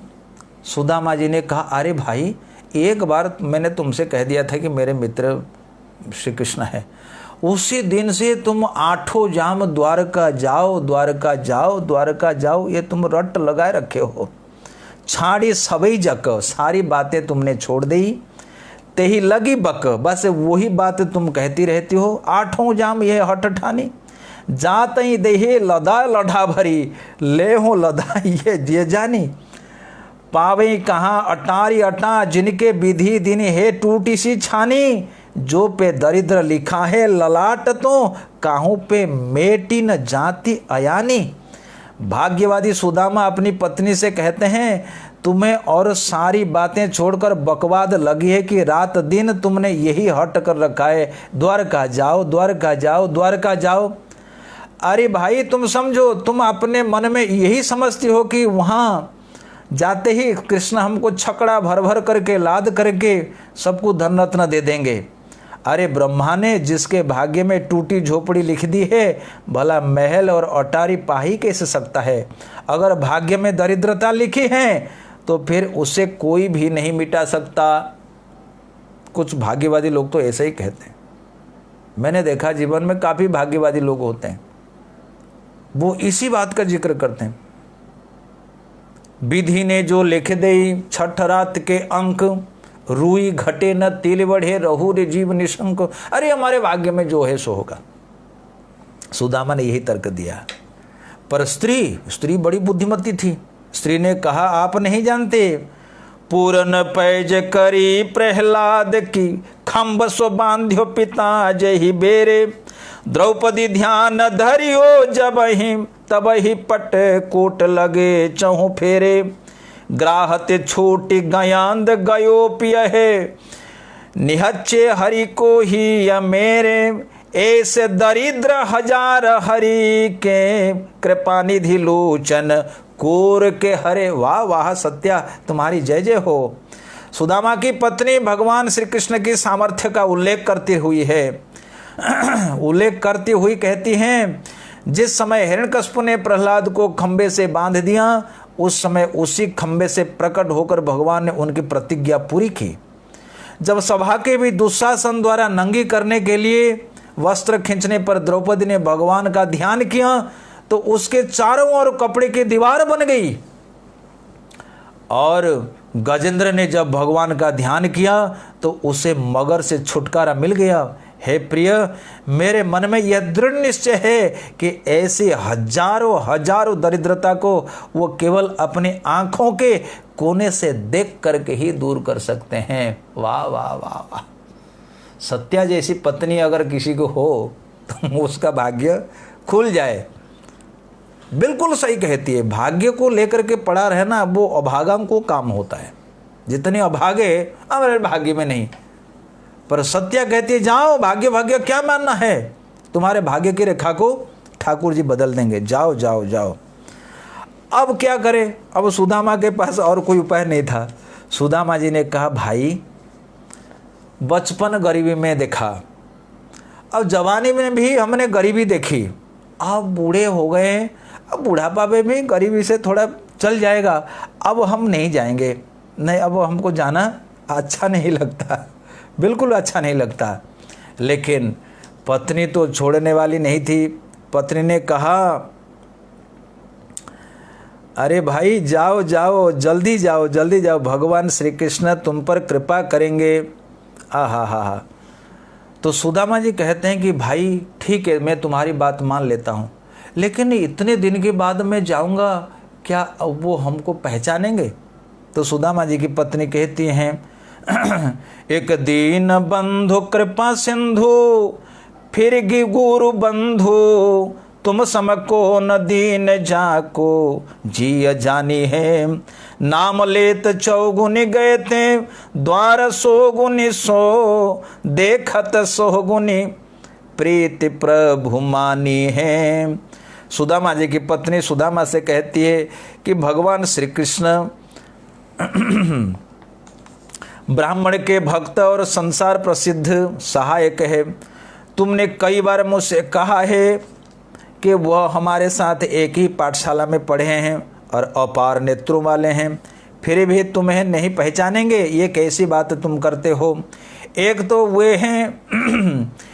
तो वे वो हैं जो गरीबों के सहायक तथा कृपा के समुद्र हैं, दूसरे वे तुम्हारे गुरु भाई भी हैं, और तुम्हारे समान कौन गरीब हैं जिस पर वह ध्यान नहीं देंगे? मेरा तो विश्वास है कि वह तुम्हारा नाम लेते ही चौगुना दरवाजे पर जाने से 100 गुना और देखने मात्र से तुम पर 1000 गुना प्रेम करेंगे। आहा। सत्या ने इस प्रकार कई तर्क दे दिए। कई तर्क देने के बाद सुदामा के पास और कोई उपाय नहीं था। तब सुदामा ने सोचा कि भाई ठीक है, अब तो जाना पड़ेगा। तब सुदामा जी कहते हैं, अयम ही परमो लाभो उत्तम श्लोक दर्शनम। ठीक है सत्या, अब तो हम जाएंगे। वैसे ये बहुत अच्छा है, मैं तो कुछ ले लिया, पर विस्तार से उन्होंने और कई एक बातें लिखी है। पर अपने कोई भाषा, ये देहाती कोई भाषा है, वो भाषा समझ में नहीं आ रही। कुछ अर्थ तो उसमें दिया गया है। इति संचिन्त्य मनसा गमनाय मतिम दधे अपि अस्त्योपायनम किंचित गृह कल्याणी दीयताम। तो सुदामा जी ने कहा कि अब तो जाना ही पड़ेगा, बिना जाए सत्या हमको छोड़ेगी नहीं। इति संचिन्त्य मनसा गमनाय मतिम दधे अप्यस्ति उपायनम किंचित गृह कल्याणी दीयताम। तब सुदामा ने मन से विचार किया, अब तो जाना ही पड़ेगा, लेकिन कैसे जाएं? शास्त्र कहता है, रिक्त पाणी न पश्येत राजानम देवताम गुरुम। सनातन गोस्वामी टीका में कहते हैं, खाली हाथ ये तीनों के पास नहीं जाना चाहिए। किनके पास? गुरु, देवता और तीसरे राजा। रिक्त पाणीर न पश्येत राजानम देवताम गुरुम। पर कभी कभी लोग कहते हैं मित्र का भी नाम आता है, तो जो भी हो, तो इनके पास खाली हाथ नहीं जाना चाहिए। तो सुदामा ने कहा, भाई कुछ है क्या? घर में कुछ भी नहीं था, कुछ भी नहीं था। क्या ला कर देती? याचित्वा चतुरो मुष्टिन विप्रान पृथक तंडुलान चैलखंडेन तान बद्ध्वा भरते प्रादात उपायनम।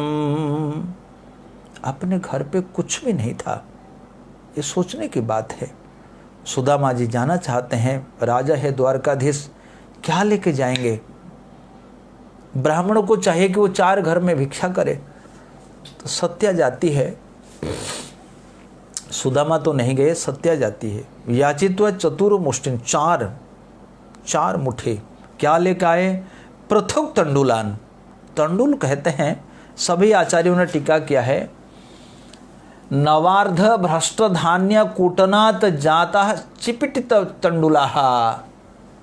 तो कहते हैं धान को थोड़ा आधा उबाल करके उसको मशीन में जब दबाया जाता है तो उससे चिवड़ा बनता है। धान को अगर ज़्यादा उबाल दिया जाएगा तो उसमें से नहीं निकलेगा, थोड़ा आधा सा नया धान नवधान, और उसको थोड़ा सा उबालेंगे और उसको मशीन से अथवा ढेकी से उसको जब कूटेंगे वो चावल नहीं बनेगा, वो चिपट जाएगा वो धान, तो उसी को चिवड़ा बोलते हैं। और चावल तो लेके नहीं जाएंगे, इसीलिए सत्या जाती है, थोड़ा चिवड़ा मांग करके ले आती है। पर 4 घरों पे जाती है, इसलिए 4 प्रकार के चिवड़ा। एक घर का चिवड़ा दूसरे घर के चिवड़ा के साथ नहीं मिलता। किसी का चिवड़ा थोड़ा लाल लाल, किसी का चिवड़ा थोड़ा भूरा, किसी का चिवड़ा थोड़ा सफ़ेद, किसी का चिवड़ा थोड़ा काला। 4 प्रकार के चिवड़ा, 4 मुट्ठी चिवड़ा लेकर के आई। चैल खंडी न तान बद्ध्वा भरते प्रादात उपायनम। सत्या के पास कोई पात्र भी नहीं था, कोई डब्बे डुब्बे भी नहीं थे कि ताकि उसमें भर करके सुदामा जी के हाथ भगवान के पास भेज दे। इतनी गरीबी, ये सोचने से भी व्यक्ति सोच नहीं पाता। घर में कोई कपड़ा भी नहीं था।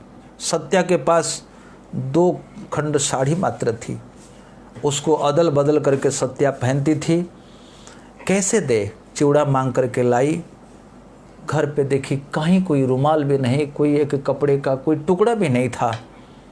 तो सत्या अंततः अपना ही पुरानी साड़ी को एक खंड फाड़ देती है और उसी साड़ी के खंड से चैल खंडे न, चैल माने कपड़ा, उसमें 4 मुट्ठी चिवड़ा रख देती है और उसको बांध करके सुदामा के पास उनके कमर पर बांध देती है।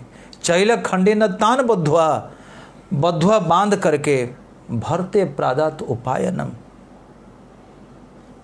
पतिदेव द्वारकाधीश के लिए यही उपहार है। जब सत्या बांधती थी, सनातन गोस्वामी ने अर्थ किया है, देखो इसमें सत्या का कोई कृत्रिम भाव नहीं था। सत्या क्यों बांधा? वल्लभाचार्य जी लिखते हैं, चैल खंडेन स्ववस्त्र खंडेन, अपनी साड़ी उसको टुकड़ा करके उसमें से उन्होंने बांधा। क्यों बांधा?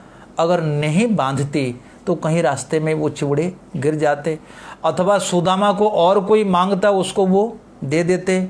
लेकिन अपनी साड़ी में उसको भली प्रकार से बांध करके सत्या देती है और कहती है, सुनो, देयम इति एतद भगवते देयम, इसको भगवान को ही देना, इसको और किसी को नहीं देना। इस प्रकार पति को समझा बुझा करके दे देती है। चैल खंडेन तान बद्धवा, भगवान के लिए भेजती है। वाकई अद्भुत ये भाव है। सनातन गोस्वामी कहते हैं, सत्या ने इसमें कोई अभिनय नहीं किया, बिल्कुल अपनी गरीबी को भगवान के पास भेजा है, गरीबी का चित्रांकन किया। एतत् सर्वम श्री भगवती निज अकिंचनता विज्ञापनार्थम एतस् चातुर्यम इति न कियम।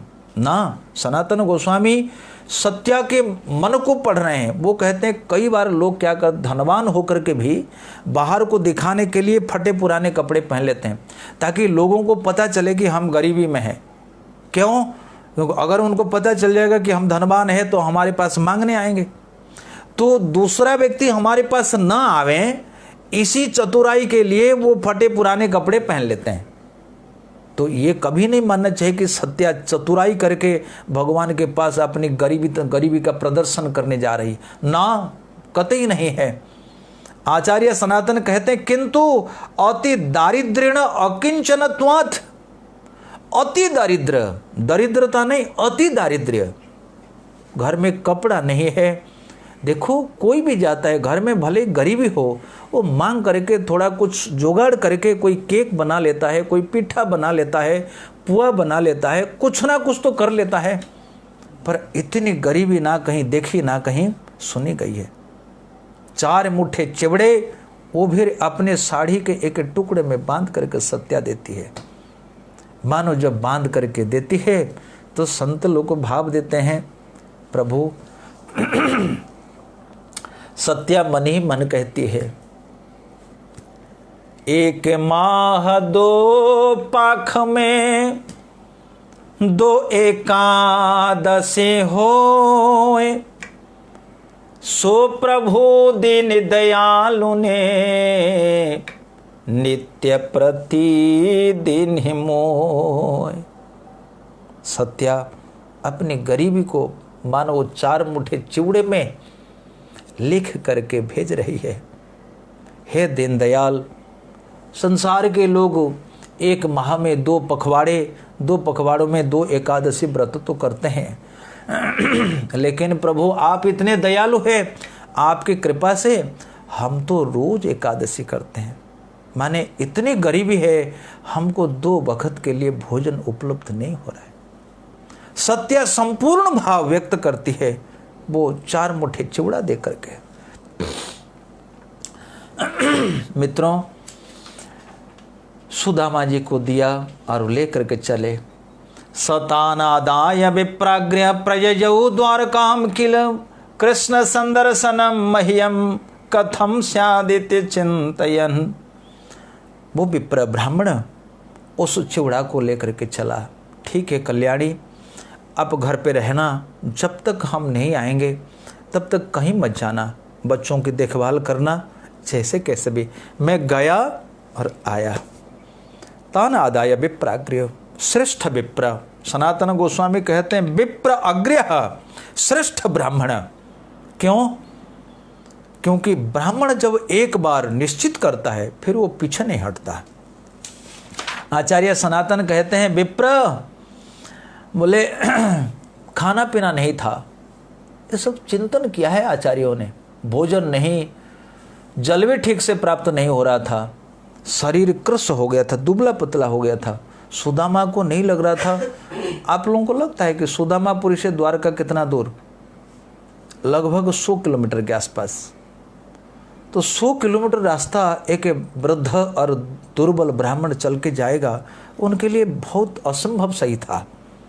शरीर एकदम दुबला पतला हो गया था, कांपते थे। लिखा हुआ है सिद्धति ते कुटुंबी ने, खड़े होने के लिए भी उनमें सामर्थ्य नहीं थी, पर वो चलने के लिए संकल्प कर लिया। ना हमको जाना है, कृशत्वाद दीना गंतुम असक्तोपि प्रयासेन जजऊ यतो विप्रग्रह यतो विप्रेशु अग्रह। यद्यपि चलने की क्षमता नहीं थी, क्योंकि वो ब्राह्मणों का अग्रगामी थे, श्रेष्ठ थे, इसलिए वो निश्चय किया। भक्तों, इसमें एक महान शिक्षा है कि व्यक्ति को भजन तो करना है, लेकिन जो निष्ठा के साथ भजन करता है उसी का भजन सिद्ध होता है। हर परिस्थिति में व्यक्ति को दृढ़ संकल्प लेकर के भजन करना चाहिए। प्रत्येक परिस्थिति में जो व्यक्ति संकल्प लेकर के भजन करता है उसी का भजन सफल होता है। अब सुदामा जी में चलने के लिए भी बल नहीं है, घर में कुछ देने के लिए भी नहीं है, कुछ मांग करके लाता है। सोचिए जरा, देने के लिए नहीं है, चलने के लिए सामर्थ्य नहीं है, फिर भी मन में अपार उत्साह है। उत्तम श्लोक दर्शनम, मैं जाऊंगा, द्वारका पहुंचूंगा, वहां भगवान के हम दर्शन करेंगे। कब दर्शन होंगे? सुदामा जी सोचते हैं, कृष्ण संदर्शनम मह्यम कथम स्यादिति चिंतयन, कब भगवान का दर्शन होगा। सुदामा जी चलते हैं, चलिए हम भी उनके साथ द्वारका चलते हैं। 2 मिनट। अच्युतम केशवम कृष्ण दामोदरम राम नारायणम जानकी वल्लभम।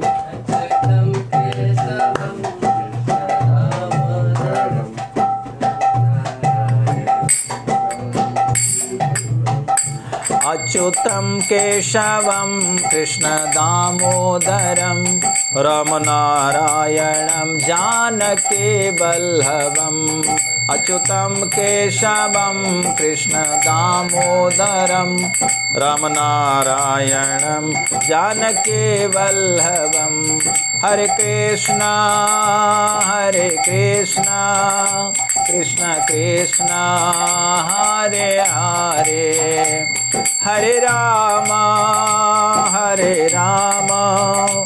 राम राम हरे हरे।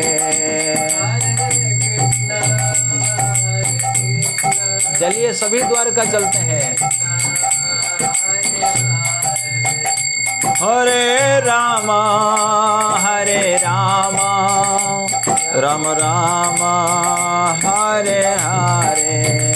चल श्याम सुंदर से मिलने सुदामा, गाते चले मन में हरे कृष्ण रामा। चल श्याम सुंदर से मिलने सुदामा, गाते चले मन में हरे कृष्ण रामा। हरे कृष्ण कृष्ण कृष्ण हरे हरे, हरे राम राम राम हरे हरे। हरि बोल।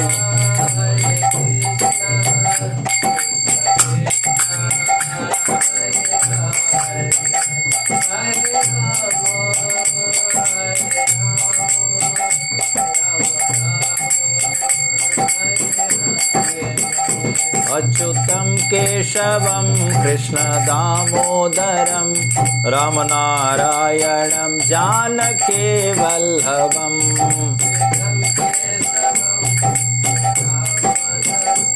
राम नारायणम जानकी वल्लभम। इस प्रकार सुदामा जी गाते गाते चल रहे हैं। सुदामा जी द्वारका पहुंच गए। त्रीणि गुलमानि अतियाय तिस्र कक्षाश्च सद्विजः विप्रो अगम्यांधकवृष्णीनां गृहेषु अच्युत धर्मिणां गृहं द्वयष्ट सहस्राणां महिषीणां हरे द्विजाः विवेशैकतमं श्रीमद् ब्रह्मानंदम गतो यथा। आहा, द्वारका पहुंच गए। भव्य अटालिकाएं, भव्य प्रासाद, गगनचुंबी प्रासाद, सुंदर सुरम्य वाटिकाएं, अद्भुत द्वारका का सौंदर्य देखकर सुदामा बहुत चौंके रह गए। पूछते पूछते चले गए, मेरे द्वारकाधीश का महल किधर है? मेरे द्वारकाधीश का महल किधर है? तृण गुल्मान्य अति आय। गुल्म माने सेना की एक छावनी को गुल्म कहते हैं, जिसमें 9 रथ होते हैं, 9 घोड़े होते हैं और 9 रथ 9 हाथी, 27 घोड़े और 45 पदाती। एक ये ग्रुप को सेना का गुल्म कहते हैं। तो तृण गुल्मानी, इस प्रकार 3 प्रकार की सेना की छावनी का अतिक्रमण करता हुआ सुदामा गया। द्वारपाल ने प्रणाम किया। ब्राह्मण देख करके द्वारपाल समझता है कि ब्राह्मण आए हैं, तो द्वारपाल ने पूछा उनसे, द्वारपाल द्विज जान के किन्हो दंड प्रणाम, विप्र कृपा करे भासिए सकुल अपनो नाम। हे विप्र, कहाँ से आए हैं? आपका नाम क्या है? आपका कुल क्या है? गोत्र क्या है? आप कहिए। क्योंकि सुदामा पूछते पूछते चले गए और जहाँ द्वारकाधीश का महल है उससे पहले द्वारपाल ने प्रणाम किया। कई बार कथाकार लोग बड़े असंभव तरीके से इसकी व्याख्या करते हैं। ओह, द्वारपाल ने बहुत रोका, उनकी निंदा की, उनको भगा दिया। ना ना ना, जो ब्राह्मण सेवक भगवान श्री कृष्ण है, उन्होंने द्वारपालों को ऐसा प्रशिक्षण नहीं दिया था। द्वारपाल ने सम्मान के साथ, पर राजा है, अचानक तो लेके नहीं जा सकते थे। राजा के पास संदेश देने के लिए उन्होंने बड़ी विनम्रता से कहा, हे ब्राह्मण, आप कहिए कहाँ से आए, आपका कुल क्या है, आपका गोत्र क्या है, आपका नाम क्या है और किस प्रयोजन से आप आए हैं। द्वारपाल से सुदामा जी कहते हैं, नाम सुदामा कृष्ण हम पढ़े एक ही साथ, कुल पांडे ब्रजराज सुनी सकल जानी है गाथ। सुदामा ने कहा, मेरा नाम है सुदामा, मेरा गोत्र है पांडे और मैं पोरबंदर का रहने वाला हूँ। मेरा मित्र है कृष्ण और हम दोनों संदीपनी मुनि के विद्यापीठ में विद्या अध्ययन करते थे। जा करके बोल दीजिए। तो द्वारपाल जाता है। द्वारपाल भगवान श्री कृष्ण से निवेदन करता है। कृष्ण ने पूछा, द्वारपाल कहो क्या संदेशा लेकर के आए हो? तो भगवान श्री कृष्ण के प्रश्न सुनकर द्वारपाल उत्तर देता है, हे प्रभु, एक अति गरीब सा बहुत दुबला पतला ब्राह्मण आया है और वो कह रहा है उसका नाम सुदामा पांडे है और पोरबंदर से आया है। ना तो उसके सर पे पगड़ी है, ना तो उसके तन में जामा है, ना तो उसके पैरों में जूते का कोई निशान भी है। ओहो, भगवान इतना सुनते ही पागल हो गए। शीस पगाना झगा तन पे और जाने को कही बसे कही ग्रामा, धोती फटी सी लटी दुपट्टी, पाव उपान की नहीं समा, द्वार खड़ियो द्विज दुर्बलय को, रहो चकिसो वसुधा अभिरामा, पूछत दीन दयालो को धाम, बतावत अपनो नाम सुदामा। आहा, शीस पगाना झगा तन पे प्रभु, जाने को आही बसे कही ग्रामा, धोती फटी सी और लटी दुपट्टियाँ, पाम उपान की नहीं सामा। प्रभु, ना तो सर पर पगड़ी है, ना तन पर झगा माने जामा है और द्वारका की बड़ी बड़ी अट्टालिकाओं को देख करके वो आश्चर्यचकित हो रहा है। रहियो चकिसो वसुधा अभिरामा, देख रहा है बड़ा दुबला पतला है, बड़ा दुबला पतला है। और उसका दुपट्टा वो तो चिथड़ा चिथड़ा हो रहा है। धोती तो 10 जगहों पे फटी हुई है, बड़ा मैला कुचला है। शरीर बहुत दुबला पतला, सीरा प्रसीरा दिख रही है। नाम क्या है? ठाकुर जी प्रतीक्षा करें, नाम क्या है? द्वार खड़ियो द्विज दुर्बल एको, रहो चकिस वसुधा अभिरामा, पूछत दीन दयाल को धाम, बतावत अपनो नाम सुदामा। प्रभु वो दुबला पतला ब्राह्मण अपना नाम बताता है, सुदामा। सुदामा मेरे मित्र। इतना सुनते ही भगवान अपना सब कुछ भूल जाते हैं। सुदामा के मस्तक पर भी पगड़ी नहीं थी, भगवान भी अपना मुकुट लगाना भूल गए। सुदामा के पैरों में जूते नहीं थे, भगवान ने भी अपना पदत्राण धारण करना भूल गए। ना तो दुपट्टा डाले, ना तो शिरस्त्राण लगाए, ना तो पदत्राण धारण किए। सुदामा नाम सुन करके ठाकुर जी दौड़ पड़े। ठाकुर जी रुक्मणी के परेंग पर बैठे थे, पर नाम सुदामा, सुदामा मित्र आया है। आहा, बहुत दिनों के बाद आया है। दौड़ पड़े। सभी द्वारकावासी देख रहे हैं, कौन है ये, कौन आया है? भगवान द्वारकाधीश तो इस तरह से कभी नहीं दौड़े, कभी नहीं दौड़े। सभी द्वारका निवासी भगवान के पीछे पीछे दौड़ रहे हैं। ठाकुर जी कहते कहते दौड़े, सुदामा मेरे मित्र तुम कहाँ हो, कहाँ हो? ठाकुर जी दौड़ते दौड़ते चले गए। सुदामा ने देखा बहुत दूर से मेरे प्रभु आ रहे हैं। सुदामा देख करके भाव विभोर हो जाते हैं। सुदामा भी 2 कदम आगे बढ़ते हैं, ठाकुर जी सुदामा की ओर बढ़ते हैं।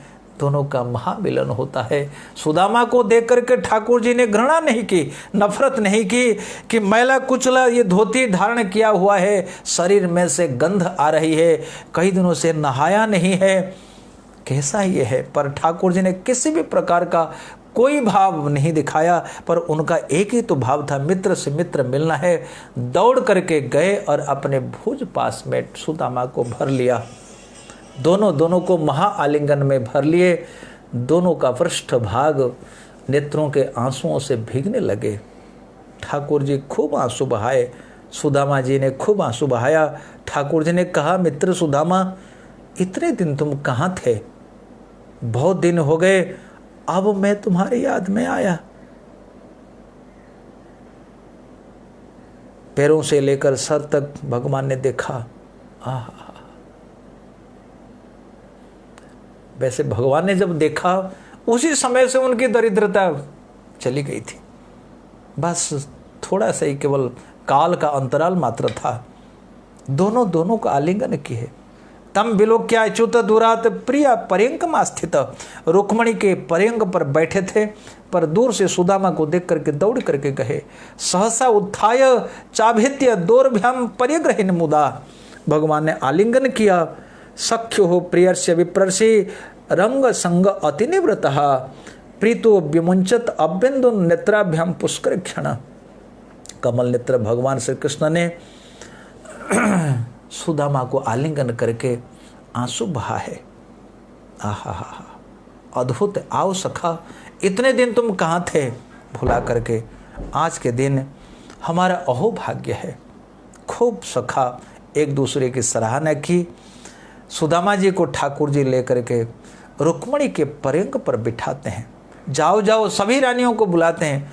अरे सत्यभामा, जाम्बवती, रुक्मणी, भद्रा, जाओ थाली लेकर के आओ, जल पात्र लेकर के आओ।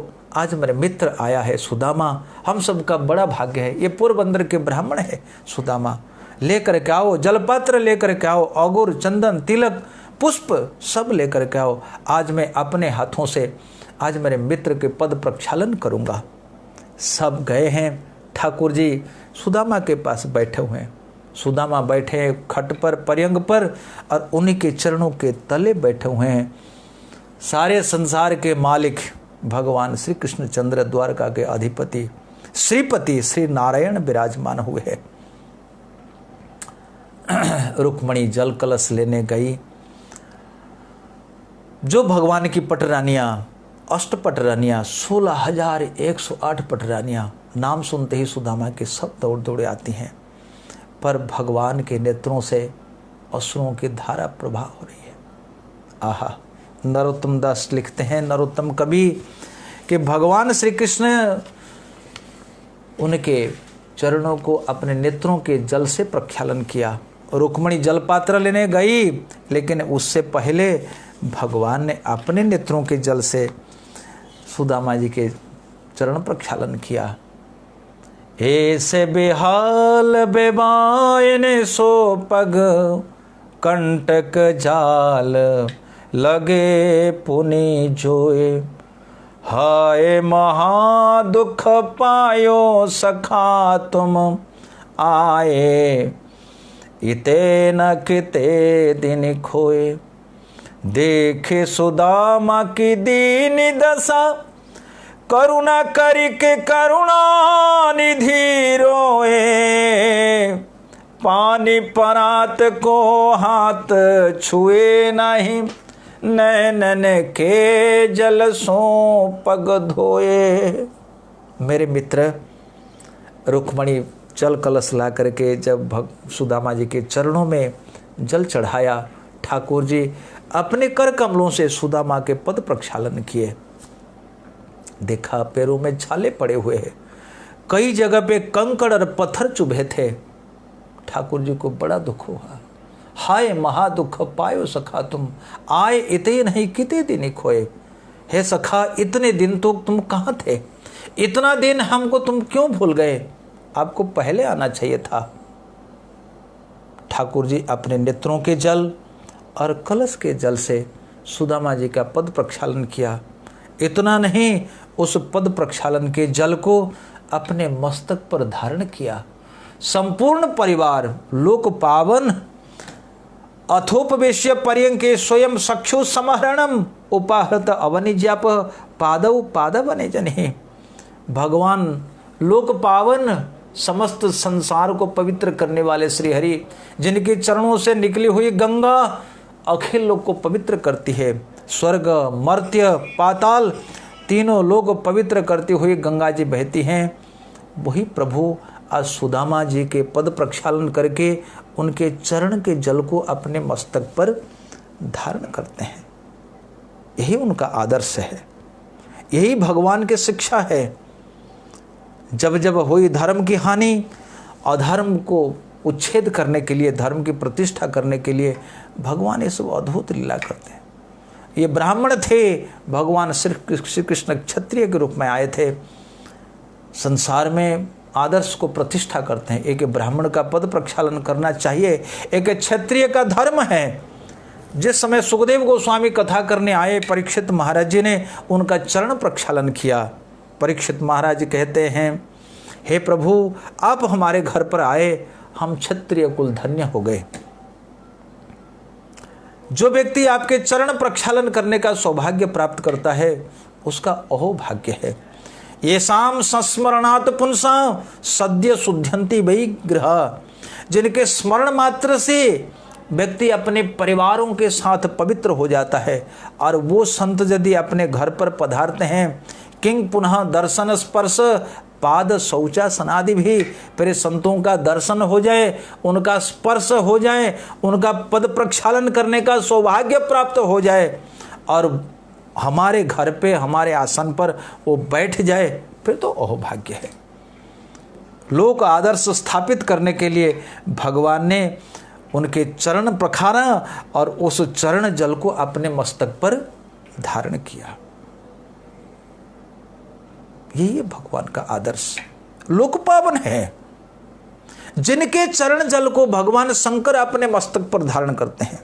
शिवो शिवो अभूत यच्छौच निःसृत सरित प्रवरोदकेन तीर्थेन मूर्धनि अधिकृतेन शिवो शिवो भूत ध्यातुर्मनः समल शैल निसृष्ट वज्रम ध्यायेत ध्यायते भगवतः चरणारविंदम, ध्यायत सदा भगवत चरणारविंदम। ऐसे भगवान के चरण कमलों का वंदन, ऐसे भगवान के चरण कमलों का चिंतन करना चाहिए। भगवान जिनके चरण रज को मस्तक पर धारण करके भगवान शंकर गंगाधर कहलाए और पवित्र हो गए।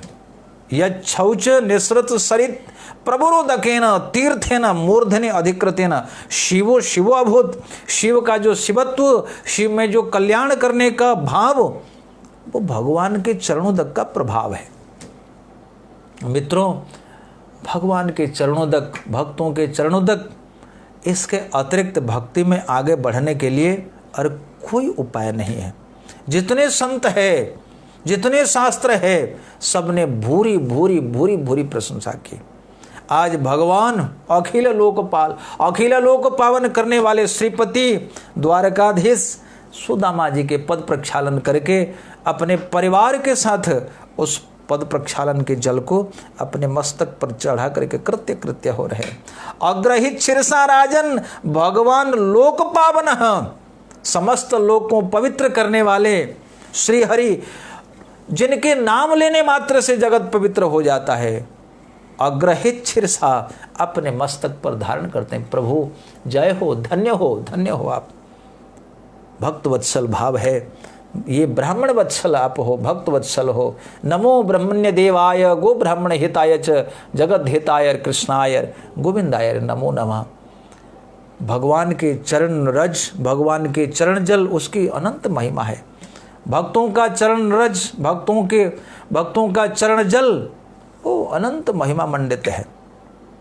चैतन्य चरितामृत में कविराज गोस्वामी कहते हैं, जो भक्त चरण जल का सेवन नहीं किया है भगवान के और भक्तों का, भक्ति में अग्रगति करने की कोई संभावना नहीं। जैसे कमजोर व्यक्ति किसी भी कर्म में सफलता को प्राप्त नहीं कर सकता, उसी प्रकार भक्त पद धूली आर भक्त पद जाल, भक्त भुक्त अवशेष तीन महाबल। तीन चीज महाप्रभु ने कहा, भक्त पद धूलि, भक्त पद जल और भक्त भुक्त अवशेष माने महाप्रसाद। भक्त पद रज, भक्त पद प्रक्षालित जल और भक्तों का महाप्रसाद, ये तीनों भक्ति के महाबल है।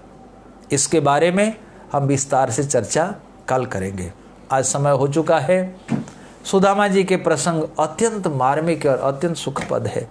कैसे सत्या तर्क करके भेजती है और सुदामा जी का भाव अलग, सत्या जी का भाव अलग, पर जैसे भी हो सत्या की कितनी भी प्रशंसा की जाए वो कम है।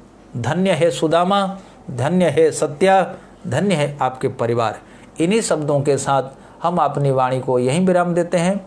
आगे की कथा आप सुनेंगे कि भगवान जो लोक पावन, वो भक्त के चरणामृत जल, भक्त पद जल को क्यों मस्तक पर धारण करते हैं और चरण जल की क्या महिमा है, इसका विस्तार से वर्णन हम कल कहेंगे। और सुदामा जी के साथ भगवान का क्या वार्तालाप होगा, अनेक प्रसंग आएंगे। सबसे पहले तो द्वारकावासी आश्चर्यान्वित हो जाएंगे, कौन ये है, ये ब्राह्मण जिनका भगवान ने इतना भव्य स्वागत किया। आगे भगवान सुदामा जी के हाथ पकड़ करके पूरी रात जग करके रहेंगे। उस दिन रात को ठाकुर जी नहीं सोएंगे। सुदामा जी के हाथ के साथ हाथ मिला करके वो पुरानी जो कथा है, गुरुकुल में जो जो घटना घटी थी, उसका वो पूरा आस्वादन करेंगे। ये कथा हम कल करेंगे। आज यहीं हम अपनी वाणी को विराम देते हैं। हरे कृष्णा। बहुत बहुत धन्यवाद।